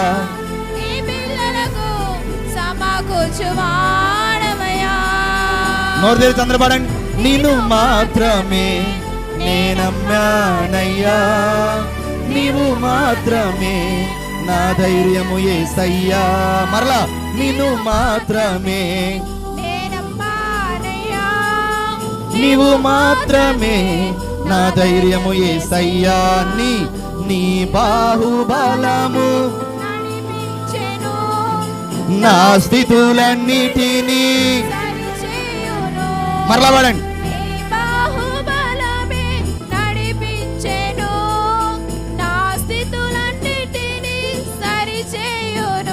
కృప చూపువాడవయ్యా, నీ పిల్లలకు కృప చూపువాడవయ్యా, కృప చూపువాడవయ్యా, నీ పిల్లలకు కృప చూపువాడవయ్యా. బోలో క్రీస్తు మహారాజుకి. నిద్రపోతున్న వాళ్ళందరూ ఒకసారి స్తోత్రం చెప్పండి. హల్లెలూయా. ఈ రోజున నా ప్రసంగం టైటిల్ ఏం చెప్పానండి? నమ్మకం. ఎవరన్నా నమ్మాలి? కాస్త చెప్పండి అందరూ, ఎవరన్నా నమ్మాలి? స్థితి ఎప్పుడు స్థిరంగా ఉండిద్దా? ఉండదు. స్థితి స్థిరంగా లేకపోయిన స్తుతి ఎలా ఉండాలి? స్థిరంగా ఉండాలి. స్తుతి స్థిరంగా ఎందుకు ఉండదు అని అంటే, మనం దేవుని మీద పెట్టుకోవాల్సిన నమ్మకం కాస్త ఎవరి మీద పెట్టుకున్నప్పుడు? మనుషుల మీద, పరిస్థితుల మీద, మన బలం మీద, మన బలగం మీద, మన బుద్ధి మీద, మన జ్ఞానం మీద. నన్ను చూస్తూ వాక్యం వినండి. మనం పెట్టుకున్నప్పుడు మన స్తుతి, మన ప్రార్థన, మన ఆరాధన జీవితం కాస్త ఏమైపోద్ది అంటే దిగిపోద్ది, కిందకు దిగిపోద్ది. నేను ఒక విషయం చెప్తాను వినండి. మనం హాస్పిటల్కి వెళ్ళాం. నా వైపు చూడండి, మొబైల్స్ వాగ్దానాలు ఉన్నాయి, అవి తీసేయండి. వినండి. మన ఇంట్లో పిల్లలకు బాగలేకో, మన శరీరంలో ఆరోగ్యం బాగలేకో హాస్పిటల్కి వెళ్ళాం. ఆ హాస్పిటల్ చాలా పెద్దది. అయితే ఓపీ రాయించుకోవడానికి వెళ్ళాం. అయితే ఆ ఓపీ గారిని మనం అడిగాం, ఆ రిసెప్షనిస్ట్ని అడిగాం, నేను చూయించుకోవాల్సినటువంటి డాక్టర్ ఏ రూమ్లో ఉంటాడు సిస్టర్ అంటే, ఆ సిస్టర్ చెప్పింది రూమ్ నెంబర్ 104 అనింది. రూమ్ నెంబర్ 104 అనింది. అది ఎక్కడ? దాదాపు 4 అంతస్తులు పైకి వెళ్ళాలి, 4 అంతస్తులు పైకి వెళ్ళాలి. అయితే అప్పటికే లిఫ్ట్లు బాగానే పనిచేస్తున్నాయి, లిఫ్ట్ ఆగిపోయింది, కరెంట్ పోయింది, లిఫ్ట్ ఆగింది, జనరేటర్ కూడా పనిచేయట్లేదు. ఇప్పుడు నీ శరీరంలో ఉన్న అనారోగ్యం చూయించుకోవడానికి చీరాల నుండి హైదరాబాద్ వెళ్ళావు అనుకోండి. కాసేపు హైదరాబాద్ వెళ్ళావు. రూమ్ నెంబర్ 104, 4 అంతస్తులు, మెట్లు ఎక్కాలి. దాదాపు ఎక్కడమే 100 మెట్లు అనుకోండి. 100 మెట్లు దిగటం, 100 మెట్లు. అప్పుడు ఎన్ని మెట్లు మొత్తం? 200 మెట్లు. కరెంటు పోయిందని, లిఫ్ట్ ఆగిపోయిందని, రూమ్ నెంబర్ 104 ఎక్కటం కష్టమని మెట్లు ఎక్కడం ఆపేస్తావా? ఆగిపోవాలిగా. మెట్లు ఎక్కకు. మెట్లు ఎక్కకపోతే 104 రూమ్కి, నీ డాక్టర్ దగ్గరికి నువ్వు వెళ్ళగలవా? వెళ్ళలేవు. కష్టమే ఎక్కడం. కానీ నువ్వు వెళ్తున్నావు దేనికి? నీ ఆరోగ్యం డాక్టర్ దగ్గరికి వెళ్ళి, నీ బలహీనత డాక్టర్ దగ్గరికి వెళ్ళి, నీ సమస్య డాక్టర్ దగ్గరికి వెళ్ళి చెప్పాలి. అలా చెప్పాలంటే డాక్టర్ దగ్గరికి వస్తాడా? రాడు. 104 రూమ్ నుండి నువ్వు ఎక్కలేవని మెట్లు ఆయన కింద దిగొస్తాడా? దిగడు. నువ్వే ఎక్కుతావు. చూడండి, నువ్వే ఎక్కుతావు. మొదటి అంతస్తు ఎక్కావు, 2వ అంతస్తు ఎక్కావు, 3వ అంతస్తు ఎక్కావు, 4వ అంతస్తు ఎక్కావు. 104 రూమ్ దగ్గరికి వచ్చేసరికల్లా అసలే నీకు ఉన్నది ఓపిక కాస్త ఇంత. ఆ ఓపిక కూడా ఏమైంది? పోయింది. ఓపిక పోయినా కూడా ఓపికను ఒక్కసారిగా కూడబట్టుకొని మొత్తం శక్తిని అంతా తెచ్చుకొని మరి 104 రూమ్లోకి వెళ్ళి డాక్టర్ ముందు కూర్చొని డాక్టర్ని చూస్తున్నావు. ఏంటమ్మా నీ ప్రాబ్లం ఏంటమ్మా అంటే, రొప్పుతూ ఆయాసంతో, డాక్టర్ గారు నా శరీరంలో సమస్య ఇది అని. ఏం చేస్తావు అప్పుడు? చెప్తావు. నమ్ముతావు డాక్టర్ని? నమ్మే చెప్తావు. ఆయన బీపీయో, షుగర్ టెస్ట్లో, బ్లడ్ టెస్ట్లో, స్కానింగ్ టెస్ట్లో, ఎక్స్రే టెస్ట్లో ఏవేవో రాసి నీకు మెడిసిన్స్ ఇస్తాడు. వినండి, నీకు మెడిసిన్స్ ఇస్తాడు. నీకు మెడిసిన్స్ ఇస్తే ఇంటికి వెళ్తావు, మరలా కష్టంగానే 100 మెట్లు మరలా కష్టంగానే దిగుతావు. మరలా ఏదో కారో ఆటోనో ఏదో పట్టుకొని బస్ స్టాండ్కో, రైల్వే స్టేషన్కో వెళ్తావు, మళ్ళీ ఇంటికి వస్తావు. చూడండి, పిల్లలు వేసుకోవటం ప్రారంభిస్తావు.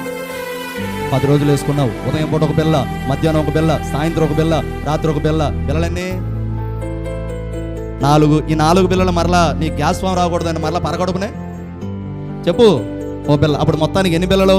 5 పిల్లలు. ఈ 5 పిల్లలు వేసుకుంటావు. నీ బలహీనత నువ్వే చెక్ చేసుకుంటూ ఉంటావు.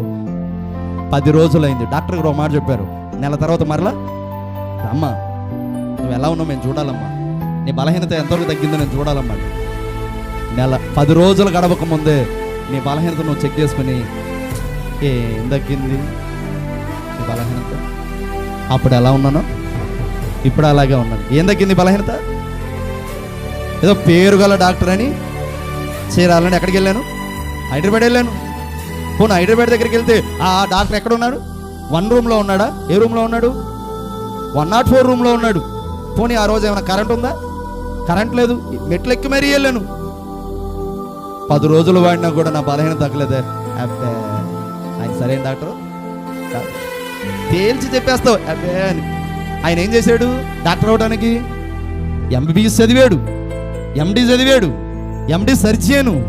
కానీ ఒక్క మాటలో 10 రోజులు పిల్లలు ఆడేసరికి తగ్గకపోతే అబ్బే మన మాటలు ఇలా ఉంటాయి. అబ్బే ఏం డాక్టర్, ఏం డాక్టర్. ఇంకో హాస్పిటల్కి వెళ్దాం, గుంటూరు వెళ్దాం, గుంటూరులో కూడా అదే పరిస్థితి. విజయవాడ వెళ్దాం, విజయవాడలో అదే పరిస్థితి. నువ్వు ఎన్ని హాస్పిటల్ తిరిగినా నీలో ఏమి లేదు. డాక్టర్ మీద నమ్మకం లేదు, మెడిసిన్స్ మీద ఏమి లేదు. చెప్పాలి, నమ్మకం లేదు. నమ్మకం లేకుండా నువ్వు ఎంతమంది వైద్యశాలలకు తిరిగినా, ఎంతమంది డాక్టర్ల దగ్గరికి తిరిగినా, నమ్మకం లేకుండా నువ్వు బిల్లు వేసుకున్నా, నమ్మకం లేకుండా నువ్వు టెస్టులు చేయించుకున్నా, నమ్మకం లేకుండా నువ్వు స్కానింగ్ చూపించుకున్నా, నీ శరీరంలో ఉన్న బలహీనత ఎప్పటికీ పోదు. దేవుడు నీతో మాట్లాడుతున్నా. ఒక డాక్టర్ దగ్గరికి వెళ్ళేటప్పుడు మనం నమ్మకంతో వెళ్తున్నామే, ఒక టెస్ట్ మనం చేయించుకునేటప్పుడు నమ్మకంతో టెస్ట్ చేయించుకుంటున్నామే. దేవుని సన్నిధికి వస్తున్నటువంటి మనం కూడా దేవుడు మన జీవితంలో కార్యం చేసే వరకు కూడా మనం దేవుణ్ణి నమ్మాలి. నమ్మలేకపోతున్నాం అంటే ఈ భూ సంబంధంగా ఒక డాక్టర్ని ఎలా చూస్తున్నామో, ఈ భూ సంబంధంగా ఒక రాజకీయ నాయకుడిని ఎలా చూస్తున్నామో, ఈ భూ సంబంధంగా ఒక మనిషిని ఎలా చూస్తున్నామో, ఈయన్ని కూడా అలాగే చూస్తున్నారు. ఈయన మనిషి కాదు, ఈయన ఒక నాయకుడు కాదు, ఈయన ఒక వైద్యుడు కాదు, ఈయన మనలాంటి నరుడు కాదు. ఈ దేవాది దేవుడు భూమిని ఆకాశములను సృజించిన దేవుడు. కొట్టు తప్పట్లు ఒకసారి దేవునికి స్తోత్రం చెప్పోసారి. హల్లెలూయా. ఈ దేవాది దేవుడు భూమిని ఆకాశమును సమస్త సృష్టిని సృష్టించిన దేవుడినా. నేను మరలా చెప్తున్నాను, సముద్రమును ఇదిగో ఆరిన నేలగా మారు అంటే ఆరిన నేలగా చేసిన దేవుడినా. ఆకాశములో నుండి మన్నాను కురిపించిన దేవుడినా. పగటి వేళ మేఘస్తంభాన్ని, రాత్రి వేళ అగ్నిస్తంభాన్ని రప్పించి తన ప్రజలకు తోడుగా ఉన్న దేవుడినా. కష్టకాలంలో, కరోనా కాలంలో కూడా నీకు నీ బిడ్డలకు సంరక్షణ ఇచ్చిన దేవుడైనా. ఎలా చూస్తున్నావు దేవుణ్ణి? ఒక సాదా సీదా నరుడులా నువ్వు చూస్తున్నావు కాబట్టి నీ నమ్మకం ఎలా లేదు అని అంటే స్థిరంగా లేదు. నీ నమ్మకం స్థిరంగా లేదు. 57వ కీర్తన ఎవరు తెరవకండి, నేనే తెరుస్తాను, నేను చెప్తాను. 57వ కీర్తన 2వ వచనం ఎలా ఉంది? మహోన్నతుడైన దేవునికి, నా కార్యము సఫలము చేయు దేవునికి నేను మొరపెట్టుచున్నాను అంటున్నాడు కీర్తనకారుడు. ఎలాంటి దేవుడు అంటే నా కార్యము సఫలము చేయు దేవుడు. ఏంటి దావీదుకైనా ఈ దేవుడు? నీకు కాదా? చెప్పాలి. దానియేలుకైనా ఈ దేవుడు నీకు కాదా? కాదైతే కాదనానండ్రా, అవునైతే అవునానండ్రా. నీకు కాదా? అవును అని అందరూ అనండి. నీకు కాదా? అవును. దానియేలు దేవుడు, దావీదు దేవుడు, మోషే దేవుడు, అహరోను దేవుడు, నా దేవుడు, నీ దేవుడు, మనందరి దేవుడు మనకు కార్యాలు చేయడా? చేస్తాడు. మరి కార్యాలు సఫలము చేసే ఆ దేవుని మీద ఎందుకు నమ్మకం పెట్టుకోలేకపోతున్నావు? ఎందుకు ఆధారపడలేకపోతున్నావు? ఇదిగో ఈ దావీదు ప్రార్థన చేస్తే ఏమన్నాడు తెలుసా? మహోన్నతుడైన దేవునికి, నా కార్యము సఫలము చేయు దేవునికి నేను మొరపెట్టుచున్నాను. ఏనాడైనా ఆయన కార్యము సఫలము చేసే దేవుడని గుర్తు చేసుకుంటున్నావా? మన నమ్మకాలు ఎలా ఉంటాయంటే, మనం అడిగిన వెంటనే దేవుడు వెంటనే మనకిచ్చాడు అనుకో, మన దేవుడు చాలా గొప్ప దేవుడు. కొంచెం ఆలస్యం చేశాడు అనుకో, ఆయన ఎలాంటి దేవుడు? చెడ్డదేవుడు అనవలే, మనుషులు అంటాం కానీ దేవుడిని అనంగా. కొంచెం ఆలస్యం చేశాడు అనుకో, ఆయన ఆలస్యం చేసే దేవుడు. ఆయన ఆలస్యం చేసే దేవుడు. కొంచెం నేను పట్టించుకోలేదు అనుకో, మనం అంటాం నన్ను పట్టించుకొని దేవుడు. మీ ఇంటికి వచ్చి దైవజనుడు రెగ్యులర్గా వస్తూ ఒక 4 రోజులు మీ దగ్గరికి రాలేదనుకో, మిమ్మల్ని పట్టించుకోలేదనుకో, వెంటనే ఏమంటాం? మీరే చెప్పండి. ఏం పాస్టర్ అండి మా పాస్టర్, ఎప్పుడు రెగ్యులర్గా వచ్చేవాడు, కనీసం మా వైపు కూడా చూడట్లేదు, మమ్మల్ని పట్టించుకొని పాస్టర్. అరే ఒక మనిషిని ఆయన ఈజీగా అనేస్తున్నామే, ఈ పాస్టర్ కూడా సాధారణమైన మనిషేలే అని అనుకుంటున్నామే. కానీ ఈ పాస్టర్ ఎవరు పంపితే వచ్చాడు? దేవుడు పంపితే వచ్చాడు. ఎవరు చెప్తే ఇక్కడ నిలబడి వాక్యం చెప్పమంటున్నాడు? దేవుడు చెప్తే నిలబడి వాక్యం చెప్పంటున్నాడు. ఇప్పుడు ఈ పాస్టర్లను కూడా సాధారణమైన మాలాంటి మనుషులని విశ్వాసులు కూడా ఆ సేవకులను ఎలా చూస్తున్నారు? మనిషిలా చూస్తున్నారు. అలా చూడకండి. నా గురించి నేను చెప్పట్లా. ఏ దైవజనుడు అయినా దేవుని జనుడినా. దైవజనుడు అంటే ఏంటి? దేవుని జనుడినా. దైవ సేవకుడు అంటే ఏంటి? దేవుని సేవకుడినా. దైవజనుడు అంటే ఏంటి? దేవునికి మాకు ఈయన మధ్యవర్తినా. చూడాలి, ఇటు మధ్యవర్తినా. ఈయన మమ్మల్ని పట్టించుకోవట్లేదేంటి? తప్పు.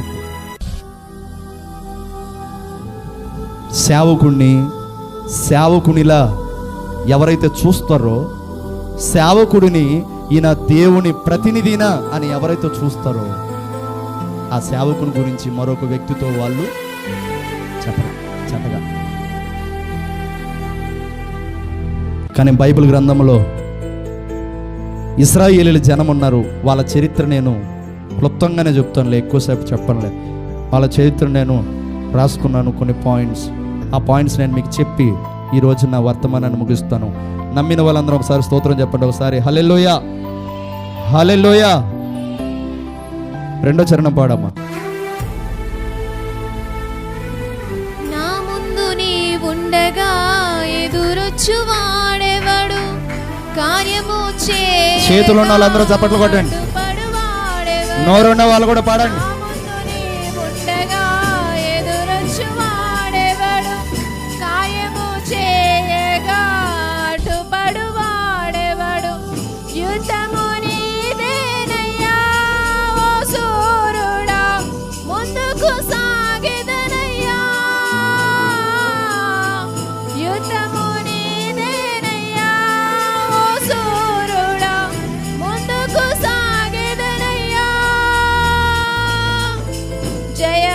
జయమిచ్చువాడవయ్యా, నీ పిల్లలకు జయమిచ్చువాడవయ్యా, జయమిచ్చువాడవయ్యా, నీ పిల్లలకు జయమిచ్చువాడవయ్యా. నేను మాత్రమే పాడనందరూ. నేనమ్మానయ్యా, నీవు మాత్రమే నా ధైర్యము యేసయ్యా, నీ బాహుబలమే నా స్థితులన్నిటినీ మరలా నీ బాహుబలమే నా స్థితులన్నిటినీ కృప చూపువాడవయ్యా, నీ పిల్లలకు కృప చూపువాడవయ్యా, కృప చూపువాడవయ్యా. బోలో క్రీస్తు మహారాజుకి, యూదుల రాజుకి. 2 చేతులు పైకి చెప్పండి. రాజుల రాజుకి, ప్రభువుల ప్రభువుకి. హల్లెలూయా. సందేశం టైటిల్ ఏంది? నమ్మకం. మనం ఎవరిని నమ్మాలి? పెద్దగా చెప్పాలి. మనం ఎవరిని నమ్మాలి? ఎవరి మీద ఆధారపడాలి? ఎవరి మీద ఆనుకోవాలి? ఎవరి యందు విశ్వాసం ఉంచాలి? మన భక్తి ఎప్పుడు స్థిరంగా ఉండదో దేవుని కాకుండా. అలా మీరు స్పీడ్ అయిపోవాలి. దేవుని కాకుండా మనుషుల మీదకి వెళ్ళినప్పుడు, పరిస్థితుల మీదకి వచ్చేసినప్పుడు మన స్తుతి, మన ప్రార్థన, భక్తి జీవితం సరిగా ఉందో లేదో ఒకసారి చెక్ చేసుకోండి. ఇందాక వైద్యుడి గురించి చెప్పాను కదా. మన దేవాది దేవుడు వైద్యుడికే పరమ వైద్యుడు. ఆ పరమ వైద్యుడి దగ్గరికి వచ్చినప్పుడు మన పరమ వైద్యుడిని ఒక వైద్యుడిలా మనం చూడకూడదు. మన పరమ వైద్యుడిని సాధారణమైన మనిషిలా చూడకూడదు. ఆయన ఎలాంటి పరిస్థితినైనా బాగు చేయగలడు అన్నట్లుగా చూడాలి ఆయన. ఇంకోటి, ఆ పరమ వైద్యుడు, ఆ పరలోక సంబంధమైన ఆ దేవాది దేవుడు తన మాటలను అందించడానికి మీ ముందు ఎవరిని పెట్టాడు? సేవకులను పెట్టాడు. ఆ సేవకులను కూడా మనం ఎలా చూడాలి? ఈయన దైవజనుడు. దైవజనుడిలా చూడాలి. దైవజనులు ఎలాగన్నా ఉండని, వాళ్ళ క్యారెక్టర్ సరిగా లేకపోయి, వాళ్ళ మాటలు సరిగా లేకపోయి, వాళ్ళ ప్రవర్తనలు సరిగా లేకపోయి, వాళ్ళకి తీర్పు ఎవరిస్తారు? చెప్పాలి. ఎవరిస్తారు? దేవుడే. మనుషులు సరిగా లేకపోయి, మన కళ్ళ ముందు మనతో ఉన్న విశ్వాసం సరిగా లేకపోయి, వాళ్ళకు కూడా తీర్పు ఎవరిస్తారు? దేవుడు. తీర్పు తీర్చడానికి మనం ఎవరమే, దేవుళ్ళం కావు. కానీ ఎవరికి మనం తీర్పు తీర్చకూడదు. ఎవరి తీర్పు వాళ్ళే చెక్ చేసుకోవాలి. కాబట్టి మనం ఎవరి వైపు వేలెత్తి చూపించకూడదు. మనం ఒక ఏలు ఒక మనిషి మీద చూపించే ముందు చేతికి ఎన్ని వేళ్ళు ఉంటాయి? 5. ఒక వేలు మనిషి మీద చూపిస్తుంటే 4 ఏళ్ళు మనల్ని చూపిస్తాయి. కాబట్టి ఎప్పుడు మనం ఏ మనిషికి తీర్పు తెచ్చకూడదు, ఏ సేవకుని తీర్పు తెచ్చకూడదు, ఏ వ్యక్తికి తీర్పు తెచ్చకూడదు. ఒక రోజున పరలోకానికి వెళ్ళబోయే ముందు పరదేశంలో దేవుడు మనల్ని నిలబెట్టి ప్రతి ఒక్కరికి ఆయన ఏం తీర్చబోతున్నాడు? తీర్పు తీర్చబోతున్నాడు. అయితే ఇక్కడ బాగా గమనించండి. ఇప్పుడు నేను ఒక ప్రశ్న వేస్తా, చాలాసేపు చెప్పాను ఒక వాక్యం. ఇజ్రాయేలీలు ఎన్ని సంవత్సరాలు అరణ్యంలో నడిచారు? 40 సంవత్సరాలు. ఇజ్రాయేలీల ముందు దేవుడైన యెహోవా మోషేని నిలబెట్టి ఎన్ని అద్భుతాలు చేయించాడు? 10 అద్భుతాలు చేయించాడు. ఇజ్రాయేలు అనగా అసలు అర్థం ఏంటి? ఇప్పుడు చెప్పండి రా. ఇప్పుడు మీరు కరెక్ట్గా చెప్తే చాకోబార్ వస్తుంది. ఇజ్రాయేలు అన్న మాటకు అర్థం కాదు, చాకోబార్ క్యాన్సిల్. ఇజ్రాయేల్ అనగా అర్థం దేవునితో పోరాడు వాడు, దేవునితో పోరాడి గెలిచిన వాడు. ఎవరు ఇంతకు దేవునితో పోరాడి గెలిచిన వాడు? ఇజ్రాయేల్ పాత పేరేంటి? ఇజ్రాయేల్ అనే ఆ వ్యక్తికి పాత పేరేంటి? యాకోబు. యాకోబు రాత్రంతా పెనుగులాడితే దేవుడుతో పోరాడి గెలిచినప్పుడు దేవుడు యాకోబు అనే పేరు తీసేసి ఏం పేరు పెట్టాడు? ఇజ్రాయేలే. ఆ ఇజ్రాయేల్కి ఎంతమంది బిడ్డలు పుట్టారు? 12 మంది బిడ్డలకి దేవుడు 12 గోత్రకర్తలను పెట్టాడు. ఆ 12 గోత్రకర్తలలో నుండి, ఆ ఇజ్రాయేలులో నుండి ఇజ్రాయేలీలు వచ్చారు. ఐగుప్తు దేశానికి ఇజ్రాయేలీలు ఎంతమంది వచ్చారు? 70 మంది వచ్చారు. యేసుక్రీస్తు మొదటిగా శిష్యులు ఎంతమంది? 70 మంది. ఆ తర్వాత ఆయన పిలుచుకున్న శిష్యులు ఎంతమంది? 12 మంది. యేసును కడవరకు కూడా వెంబడించిన శిష్యులు ఎంతమంది? ఒక్కడే. ఏలిట్లో పెట్టానని తెలివైన వాళ్ళు మీరు. ఫ్లోలో ఇలా అన్నానని చెప్పేశారా, లేకపోతే నిజంగా ఒక్కరేనా? ఒక్కరే. ఆ ఒక్కరెవరు? యోహాను. మంచోళ్ళే. వినండి, ఇప్పుడు ఆ ఇజ్రాయేలీలు 70 మందిలో నుండి ఐగుప్తు దేశంలో ఎంతమంది అయ్యారు? 70 మంది కాస్త 100 మంది, 100 మంది కాస్త 1000 మంది, 1000 మంది కాస్త 1,00,000 మంది, 1,00,000 మంది కాస్త 3.5 లక్షల మంది అయ్యారు. దేవునికి స్తోత్రం. ఇంతేనా? గట్టిగా చెప్పండి, దేవునికి స్తోత్రం. 70 సంఖ్య ఎక్కడ? ఆ 70కి ముందు ఇజ్రాయేల్ అన్న వ్యక్తి ఎవరు? ఒక్కడే. ఒక్కడి కాస్త 70, 70 కాస్త 100, 100 కాస్త 1000, 1000 కాస్త 10,000, 10,000 కాస్త 1,00,000, 1,00,000 కాస్త 3.5 లక్షల మంది. దేవుడు ఏం చేశాడు తెలుసా? బైబిల్లో చోట ఉంది, ఒక్కడని ఆయన 1000 మందిగా చేయగలడు. అటువంటి గొప్ప దేవుడు ఆయన. అయితే ఈ 3.5 లక్షల మంది ఐగుప్తు దేశంలో విస్తరించారు. ఈ ఇజ్రాయేలీయులను విస్తరించనివ్వకుండా మన మేనమామ అన్ననే ఆ అపవాద అనే మేనమామ ఫరో రాజులో జ్వరబడి ఇజ్రాయేలీయులలో పుట్టబోయే మగపిల్లలందరినీ ఏం చేయమన్నాడు? చంపేయమన్నాడు. కొంతమందిని చంపేశారు, వారిలో ఒకరిని చంపలేకపోయాడు, మోషే. ఆ ఒక్కడే ఇజ్రాయేలీయులను ముందుండి నడిపించే నాయకుడు అయ్యాడు. ఆ ఒక్కడే కాస్త ఇజ్రాయేలీయులను పక్షమున నిలబడి ఫరో రాజు ముందు 10 అద్భుతాలు చేయటానికి కారకుడయ్యాడు. ఏ ఒక్కడినైతే నైలు నదిలో పడేసి చంపేయండ్రా, ముసళ్ళు తినేస్తాయి, చనిపోతాడు ఇతను అని అనుకున్నారు. ఆ ఒక్కడనే దేవుడు నిలబెట్టి ఫరో రాజు ముందు సవాల్ చేసి మాట్లాడేట్టుగా దేవుడు చేశాడు. కొడు చప్పట్లు ఒకసారి. ఇంతేనా? చప్పట్లు గట్టిగా కొడు చప్పట్లు ఒకసారి. దేవునికి స్తోత్రం చెప్పు ఒకసారి. హల్లెలూయా, హల్లెలూయా, హల్లెలూయా. చనిపోతాడు అనుకున్న వ్యక్తినే దేవుడు ఏం చేశాడండి? బతికించడమే కాదు, అదే ఐగుప్తు దేశములో ఇజ్రాయేలీల పక్షమున నిలబడి ఫరో రాజు ఐగుప్తీయుల పక్షమున దేవాది దేవుడు ఎలాంటి దేవుడో, గొప్ప దేవుడో, ఘనమైన దేవుడో, మహోన్నతమైన దేవుడో, మహా ఆశ్చర్యకరమైన దేవుడని 10 అద్భుతాలు మోషే చేత చేయించాడు. ఆ మోషే ఎలాంటోడు? ఒకప్పుడు నత్తోడు. ఇప్పుడు మైండ్ బాగా కరెక్ట్గా పెట్టి వినండి. ఆ మోషే ఎలాంటోడు? ఒకప్పుడు నత్తోడే కాదు, ఒక మనిషిని ఏం చేశాడు? మోషే చంపేశాడు, అంతకుడు. మోషేకు మరో గుణం ఉంది, మిక్కిలి కోపిష్టోడు. ఎవరి మీదైనా తొందరగా కోపడేవాడు. మన ఇంట్లో ఎవరైనా మన మీద తొందరగా కోపడితే వాడికి మనం ఒక పేరు పెడతాం, వీడు కోపిష్టోడురా, వీడు ఊరికినే కోపడుతుంటాడురా, వీడు అసలు వినడురా అంటుంటాం. మోషే కూడా మనలాంటి కోపిష్టోడే, నత్తోడు, హంతకుడు. అలాంటి మోషేని దేవుడు ఏం చేశాడు? ఫరో రాజు ఎదుట అద్భుతాలు చేయించేటట్లుగా, శూర కార్యాలు, ఘనమైన కార్యాలు చేయించేటట్లుగా ఒక గొప్ప వీరుడుగా దేవుడు నిలబెట్టాడు. కొట్టి చెప్పట్లు ఒకసారి దేవునికి స్తోత్రం చెప్పు ఒకసారి. హల్లెలూయా. నమ్మితే స్తోత్రం గట్టిగా చెప్పు, స్తోత్రం. అటువంటి వ్యక్తి మోషే, అహరోను ఇజ్రాయేలీల దగ్గరకు వచ్చి ఏం చెప్తున్నారంటే, చూడాలి అన్నలారా, మనల్ని మన దేవుడు ఐగుప్తు దేశము నుండి విడిపించబోతున్నాడు, మన బానిసత్వాల నుండి బయటికి రప్పించబోతున్నాడు, మనము పాలుతెనులో ప్రవహించే కానాన దేశానికి వెళ్ళబోతున్నామని మోషే, అహరోను ఇజ్రాయేల్ జనాంగానికి ఇక్కడ వాళ్ళు చెప్పినట్లుగా మాట్లాడుతున్నారు. నేను చదువుతున్నాను, నిర్గమకాండం 4:30 చదువుతున్నాను, వినండి. తర్వాత మోషే అహరోనులు వెళ్ళి ఇజ్రాయేలు పెద్దలందరినీ పోగు చేసి యెహోవా మోషేతో చెప్పిన మాటలన్నీ అహరోను వివరించి జనుల ఎదుట ఆ సూచక క్రియలను చేయగా జనులు నమ్మిరి. ఇక్కడ ఒక విషయం చెప్తున్నాడు, తనలెత్తండి ఒకసారి.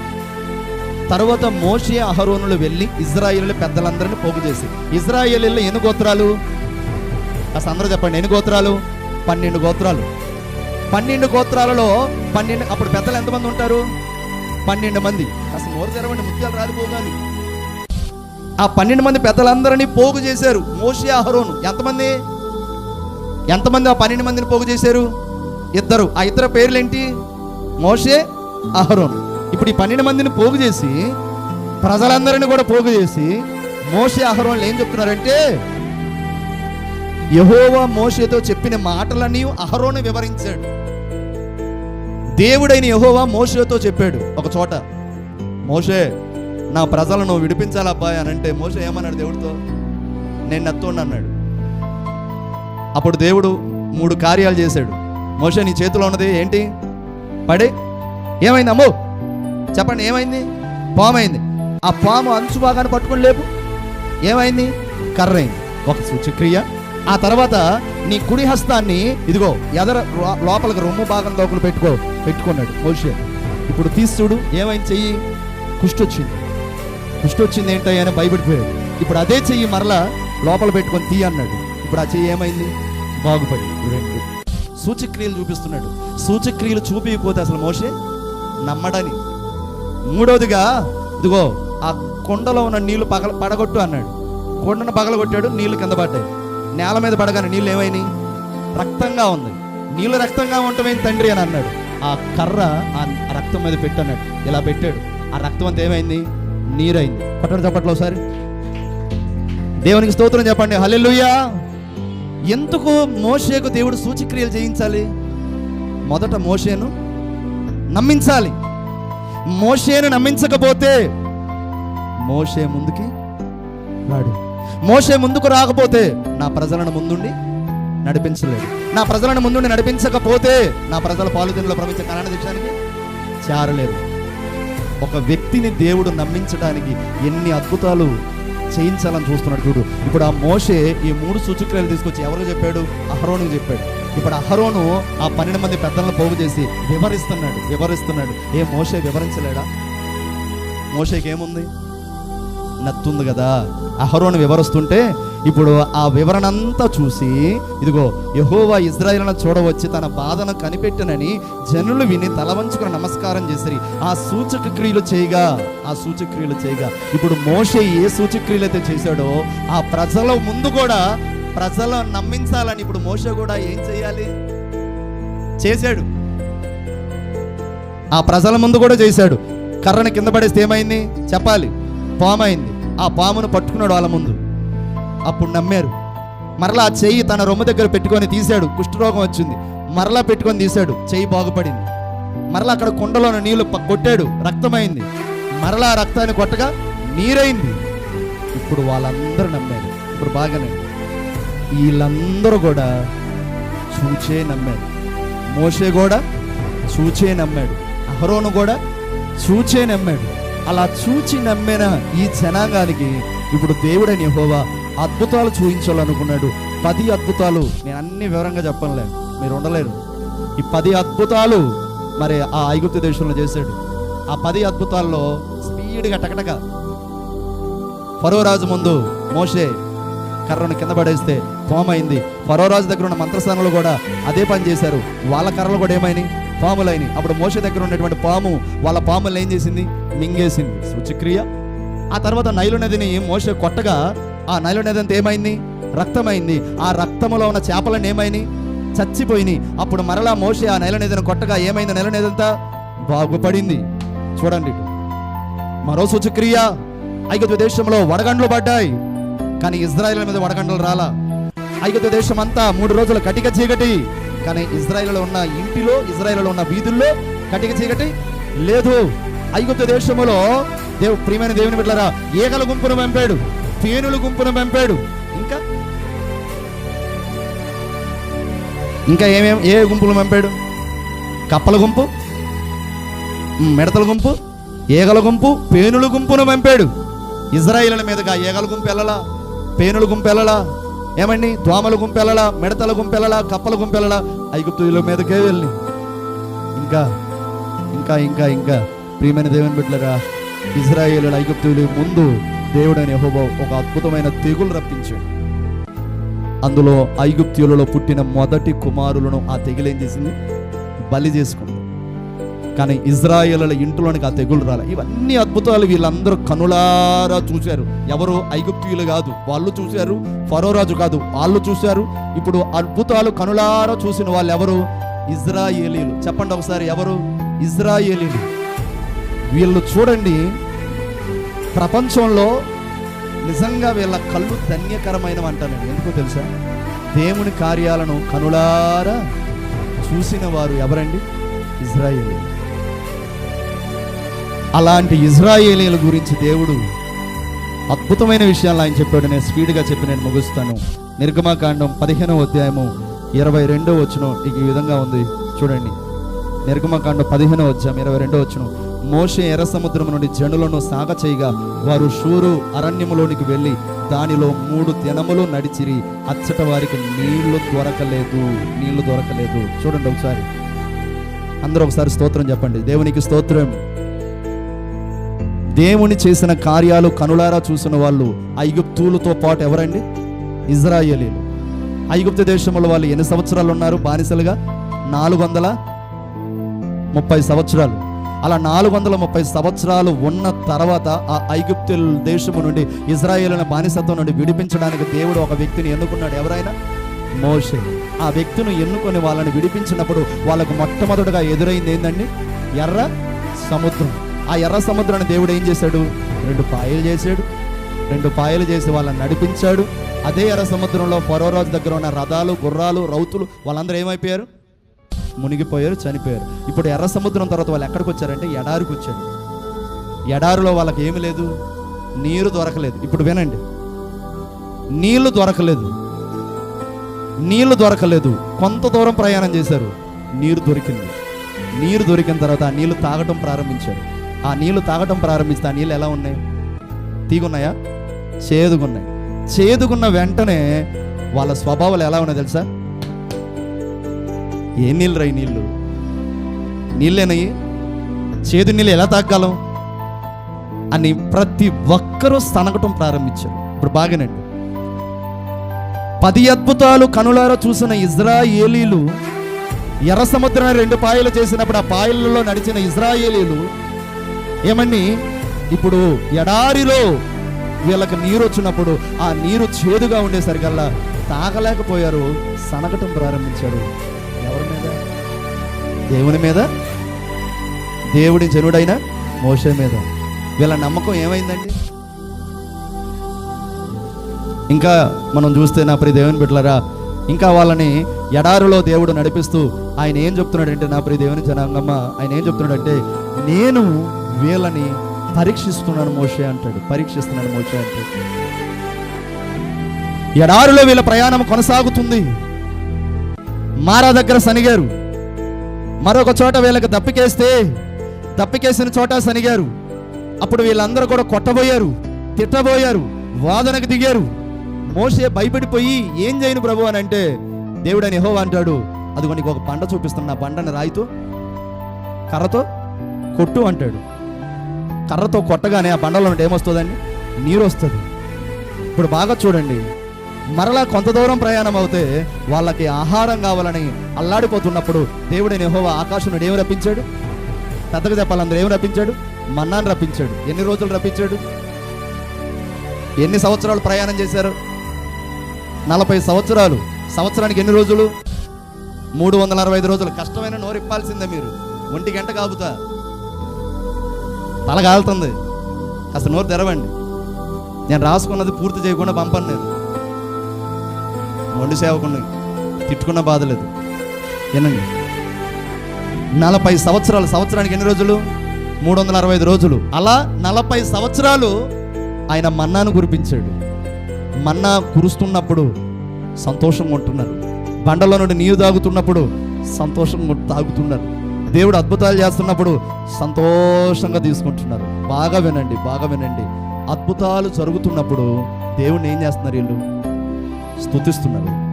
అద్భుతాలు జరుగుతున్నప్పుడు దేవుడు అద్భుతమైన దేవుడు అంటున్నారు.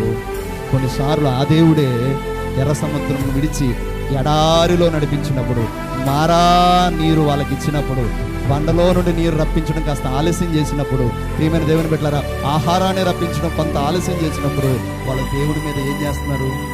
సనుకులు. ఏమి లేక చెప్పాలి, నోరు తెరిచి, ఏమి లేక? ఆ నమ్మకం ఉంది. ఆ నమ్మకం ఎలాంటి నమ్మకం లేక? స్థిరమైన నమ్మకం లేక, స్థిరమైన భక్తి లేక, స్థిరమైన జీవితం లేక, స్థిరమైన విశ్వాసం లేక, స్థిరమైన దేవుని మీద ప్రేమ లేక దేవుని మీద సనుక్కుంటున్నాం. ఇప్పుడు చెప్పను విషయం, అలనాడు ఇశ్రాయేలులు ఎలాగైతే ఉన్నారో ఈనాడు కూడా మనం అలాగే ఉన్నాం. నిజమండి, అలాగే ఉన్నాం. దేవుడు కార్యాలు చేసినప్పుడేమో మనకంటే నవ్వి ఆనందించేవాడు ఇంకోడు ఉండడు. అదే దేవుడు కొంత ఆలస్యం చేశాడు అనుకో, మనకంటే దేవుని మీద బాధపడేవాడు ఇంకోడు ఉండడు. ఆ సత్యవతమ్మ కాస్త కాలను తట్టండి, విను. దేవుడు ఏంటి కార్యాలు చేసిన, కార్యాలు జరిగినప్పుడేమో నవ్వుతున్నావు, కార్యాలు చేశాడని అందరి ముందు నిలబడి సాక్ష్యాలు చెప్తున్నావు. అదే దేవుడు కొంత కార్యం చేయడం లేట్ అయితే, అదే దేవుడు కొన్నిసార్లు పట్టించుకోబోతే, అదే దేవుడు కొన్నిసార్లు నీకు ఇవ్వవలసినది ఇవ్వటం ఆలస్యం అయితే నీ నమ్మకం స్థిరంగా ఉండట్లా, నీ భక్తి స్థిరంగా ఉండట్లా, నీ విశ్వాసం స్థిరంగా ఉండట్లా. ఈ ఇజ్రాయేలీలు స్థిరంగా లేరు. విషయం తెలుసా? 40 సంవత్సరాల ప్రయాణ యాత్రలో వాళ్ళకి ఏనాడైనా దేవుడు వాళ్ళ ఆకలి తీర్చుకుంటున్నాడా? చెప్పండి. తీర్చాడు. ఎలా? ఎక్కడి నుండి? ఆకాశం నుండి. ఆకాశం నుండి ఆహారం రప్పించిన దేవుడు ఎడారిలో ఎండవేళలో వాళ్ళ పాదములు ఎక్కడ మగ్గిపోతాయి, కాలిపోతాయి, అది కాలి ఎక్కడ బాధేసిద్దని ఆయన పగటివేళ ఎలా మారిపోయాడు? మేఘస్తంభంగా మారి ఆయన ఎడారిలో నీడలో నడిపించాడు. రాత్రివేళ వెలుగు స్తంభంగా, దీపస్తంభంగా మారి వెలుగులో నడిపించాడు. ఏ విషసర్పాలు రానివ్వలేదు, ఏ కీడు రానివ్వలేదు, ఏ శోధన రానివ్వలేదు, ఏ ఇబ్బంది రానివ్వలేదు. అయినా వాళ్ళ దేవుడి మీద సనుగుతూనే ఉన్నారు. ఆ సనుగులు చూసిన మోషేకి విసుగుతనం వచ్చి, మోషే పిచ్చెక్కిపోయి, మోషే కోపగించుకొని, ఆ మోషే ఇజ్రాయేల్ జనాంగాన్ని ఒక చోట ఏమంటాడు? ద్రోహులారా అంటాడు. అలా అన్న మోషేకు దేవుడు కానాన్లో చోటు ఇచ్చాడా? ఇవ్వలేదండి. ఏ ఇసికించారని అన్నాడు, మాట వింటలేదని అన్నాడు. అంటే ఏమైంది? ఒప్పుకోవచ్చు అంటే దేవుడు ఒప్పుకోలా. నేను అంటాను, కొన్నిసార్లు సంఘము సరైన రీతిగా వాక్యాన్ని వింటూ కూడా వాక్యానుసారంగా ఉండనప్పుడు విసుగుతోనే ఎవరికి వచ్చింది? విన్నారా నేను చెప్పిన మాట? సరైన వాక్యం వింటూ, సరైన ఆరాధన జరిపిస్తూ, సరైన వాక్యాహారం మీకు అందిస్తున్నా మీలో పరివర్తన రాకపోతున్నా, మీలో వాక్యానుసారంగా నడవకుండా, మీలో సరైన మార్పు రాకపోయేసరికి మీ ముందు నిలబడిన మాలాంటి సేవకులకు ఏమొచ్చింది? కోపం పక్కన పెట్టి విసుగుతనం వచ్చింది. అప్పుడు విసుగుతనం వచ్చి, చిరాకొచ్చి, చికాకొచ్చి మిమ్మల్ని ఏదైనా కోపంగా ఒకవేళ మాట్లాడితే వెంటనే మీకు ఏమొచ్చింది? అసలు బాధ వచ్చేది పక్కన పెట్టండి. ఏంది, నువ్వు నన్ను అనే అంత తోడువా? నువ్వు నన్ను అందరి ముందు అంటావా? ఏ ప్రేమిలక్క, నువ్వు నన్ను అందరి ముందు అలా అంటావా? ఏంది అందరికంటే ముందు వచ్చి కూర్చునేది నేను కాదా? ఏంది నువ్వు నన్ను అనేది? వెంటనే కోప్పడిపోతావు, వెంటనే బాధపడిపోతావు, వెంటనే ఇబ్బంది పడిపోతావు. ఏమని దైవజనుల నోట్లో నుండి ఏదైనా ఒక ప్రేమ పలకరింపు వస్తే ప్రేమగా తీసుకుంటున్నారు. అదే దైవజనుల నోట్లో నుండి, దైవజనురాల నోట్లో నుండి ఏదైనా ఏంద్రా సరి కూర్చోవా అని అంటే చెప్పరా, కష్టపడిపోతున్నావు. నేను నిన్న అలా అంటే నీ ఫీలింగ్ ఎలా ఉండిద్దని చూసా. కష్టపడిపోతున్నావు. నిన్న ఒకవేళ అందరి ముందు తిడితే నా సేవకుడేగా, నా తండ్రి ఆయన, నా అన్న ఆయన అని తీసుకోవట్లేదు. మోషే నా వాళ్ళే కదా అని ఏదో ద్రోహులారా అన్నాడు, కానీ అనకూడదు అన్నమాట, అనేసాడు. దేవుడు ఏం చేస్తాడు తెలుసా? మోషే, నా ప్రజలను నువ్వు ద్రోహులారా అంటావా?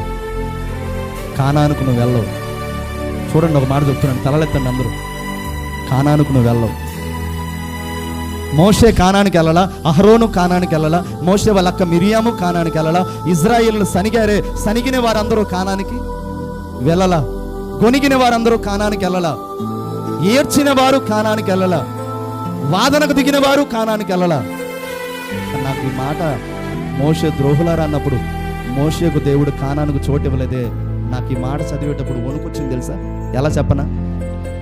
చాలాసార్లు నేను పరిచర్య చేస్తున్నా, నా విశ్వాసులు నా మాట విననప్పుడు, సరిగ్గా మందిరానికి రానప్పుడు, పరివర్తన వారికి రానప్పుడు, నేను కూడా ఒకవేళ కొనుక్కుంటే వాళ్ళ మీద కోప్పడితే దేవుడు కూడా నాకు పరమకానాను. చెప్పండి పరమకానాను. మీరే చెప్పండి, పరమకాను ఇవ్వడేమోనని వణుకుచ్చింది తెలుసా? ఇక్కడ బాగా గమనించండి. విశ్వాసం వారిలో లేకపోయినా, నమ్మకం వారిలో లేకపోయినా, వారిలో భక్తి సరిగ్గా లేకపోయినా, దేవుడని యెహోవా ఏం చెప్తున్నాడు తెలుసా? మోషే, నా పని వాళ్ళు సరైన వాళ్ళు కాదు, నాకు తెలీదా? వాళ్ళు సరి అయిన పరివర్తన కాదు, నాకు తెలీదా? నువ్వు పని చేయి.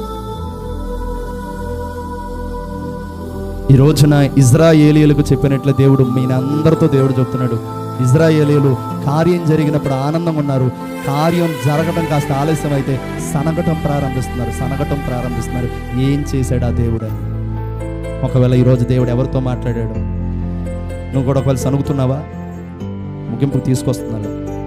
నువ్వు కూడా ఒకవేళ సనుగుతున్నావా? నీ బిడ్డలకు బంగారు భవిష్యత్తు రావడం కాస్త ఆలస్యమైంది, సనుగుతున్నావా?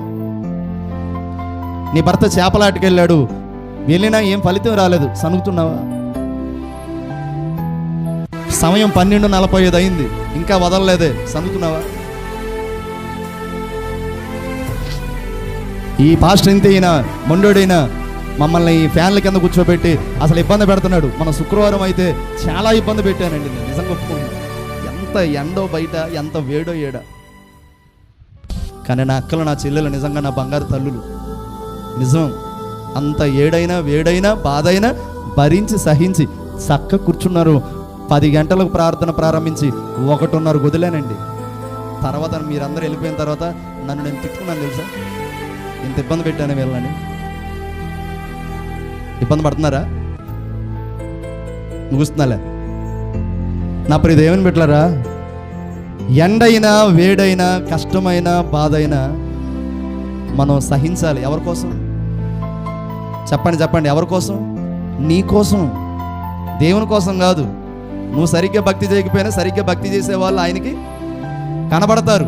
నీ కోసం ఎండైనా వచ్చి కూర్చో, అది నీ క్షేమం కోసం. బలహీనత అయినా వచ్చి కూర్చో, బాధ అయినా కూర్చో, ఇబ్బంది అయినా కూర్చో. ఎలాంటి ఇబ్బందినైనా ఆయన తీసివేస్తాడన్న నమ్మకంతో వచ్చి కూర్చో. ఎలాంటి ఎంతటి కష్టమైనా ఆయనకు అసాధ్యం అంటూ ఏది ఉండదు. ఆయన ఏదైనా సరిచేయగలడన్న నమ్మకంతో దేవుని సన్నిధిలో కూర్చో. నేను చివరిగా తీసుకొస్తున్నాను.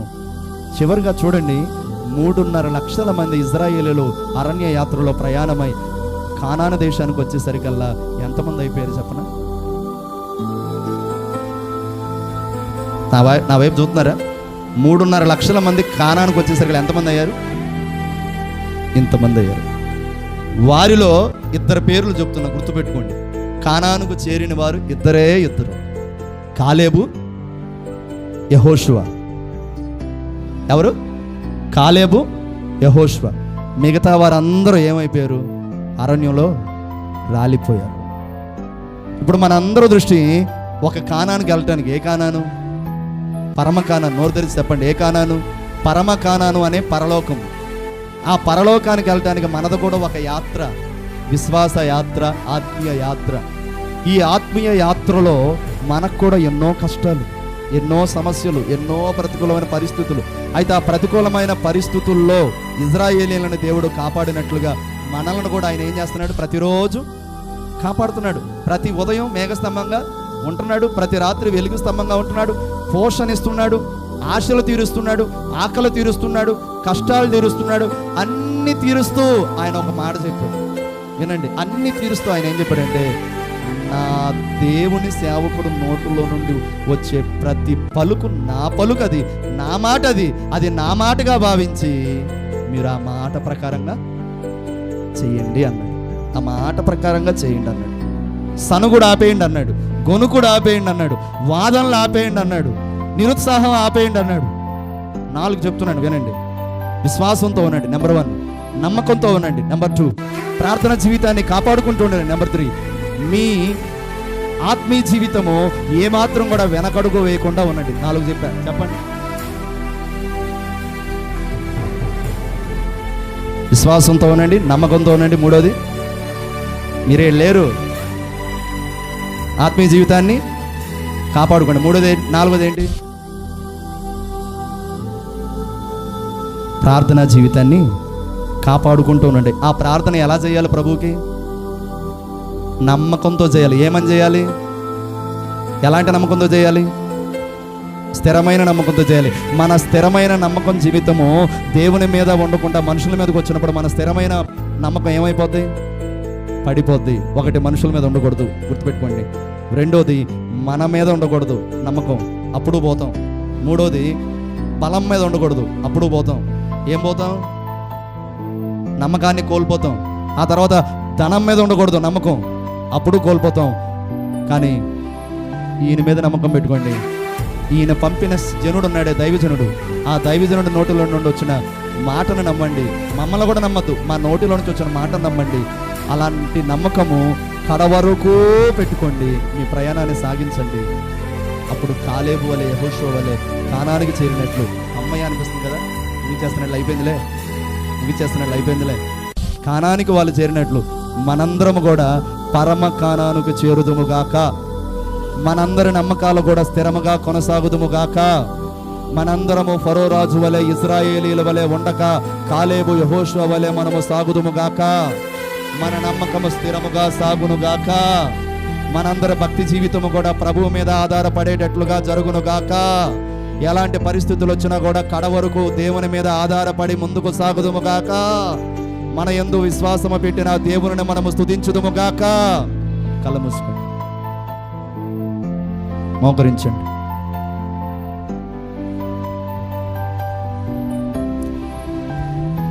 కళ్ళు మూసుకోండి, మోకరించండి. దేవుడి ఈరోజు నీతో మాట్లాడాడు, నమ్మకం గురించి మాట్లాడాడు. ఒక భర్త భార్యను నమ్మినట్లుగా, ఒక బిడ్డలు తల్లిదండ్రులు నమ్మినట్లుగా, జనులు నాయకులను నమ్మినట్లుగా, పేషెంట్స్ డాక్టర్స్ని నమ్మినట్లుగా, అంతకంటే ఎక్కువగా నువ్వు దేవుని నమ్మావా? మోషేను నమ్మించడానికి దేవుడు సూచక్రియలు చేశాడు. ఇశ్రాయేలీయులను మోషే నమ్మించడానికి మోషే కూడా సూచక్రియలు చేశాడు. ఐగుప్తీయులను గడగడలాడించడానికి 10 అద్భుతాలు దేవుడు వాళ్ళ ముందు మోషే ద్వారా చేయించాడు. పగటి వేళ మేఘస్తంభంగా, రాత్రి వేళ అగ్నిస్తంభంగా దేవుడు ఉంటూ అద్భుతాలు చేస్తూ ఇశ్రాయేలీయులను ముందుండి నడిపించాడు. అయినా ఇశ్రాయేలీయులు సనిగారు, గొనిగారు, కోప్పడ్డారు, బాధపడ్డారు, వాదనకు దిగారు, దేవుని మీద తిరుగుబాటు చేశారు. 10 సార్లు దేవుని మీద తిరుగుబాటు చేశారు. అది లేదు, ఇది లేదు, అది లేదు, ఇది లేదు, అది లేదు, ఇది లేదు, ఏం దేవుడు ఆ దేవుడు అని దేవుని మీదే బాధపడ్డారు. అయ్యో నా ప్రియ దేవుని బిడ్డలారా, నువ్వు ఒకవేళ ఆ స్థితిలో ఉన్నావా? దేవుని మీద బాధపడుతున్నావా? దేవుడు నాకేం చేశాడని అనుకుంటున్నావా? దేవుడు నాకేమి ఇచ్చాడని అనుకుంటున్నావా? దేవుడు నా స్థితిని అసలు మార్చలేడు అనుకుంటున్నావా? నువ్వు ఆయన మీద ఆధారపడిన నీవు, ఆయన మీద ఆశ్రయించవలసిన నీవు ఎందుకు ఇంకా ఆయన మీద నమ్మకం పెట్టుకోలేకపోతున్నావు? కొన్నిసార్లు తొందరగా నీకు కార్యం చేశాడు, కొన్నిసార్లు ఆలస్యం చేస్తున్నాడు. ఎందుకు? నిన్ను ఆయన పరీక్షిస్తున్నాడు, నిన్ను ఆయన పరీక్షిస్తున్నాడు. కళ్ళు మూసుకోండి. ఈ సమయంలో ఎలియాజర్ ప్రార్థిస్తాడు.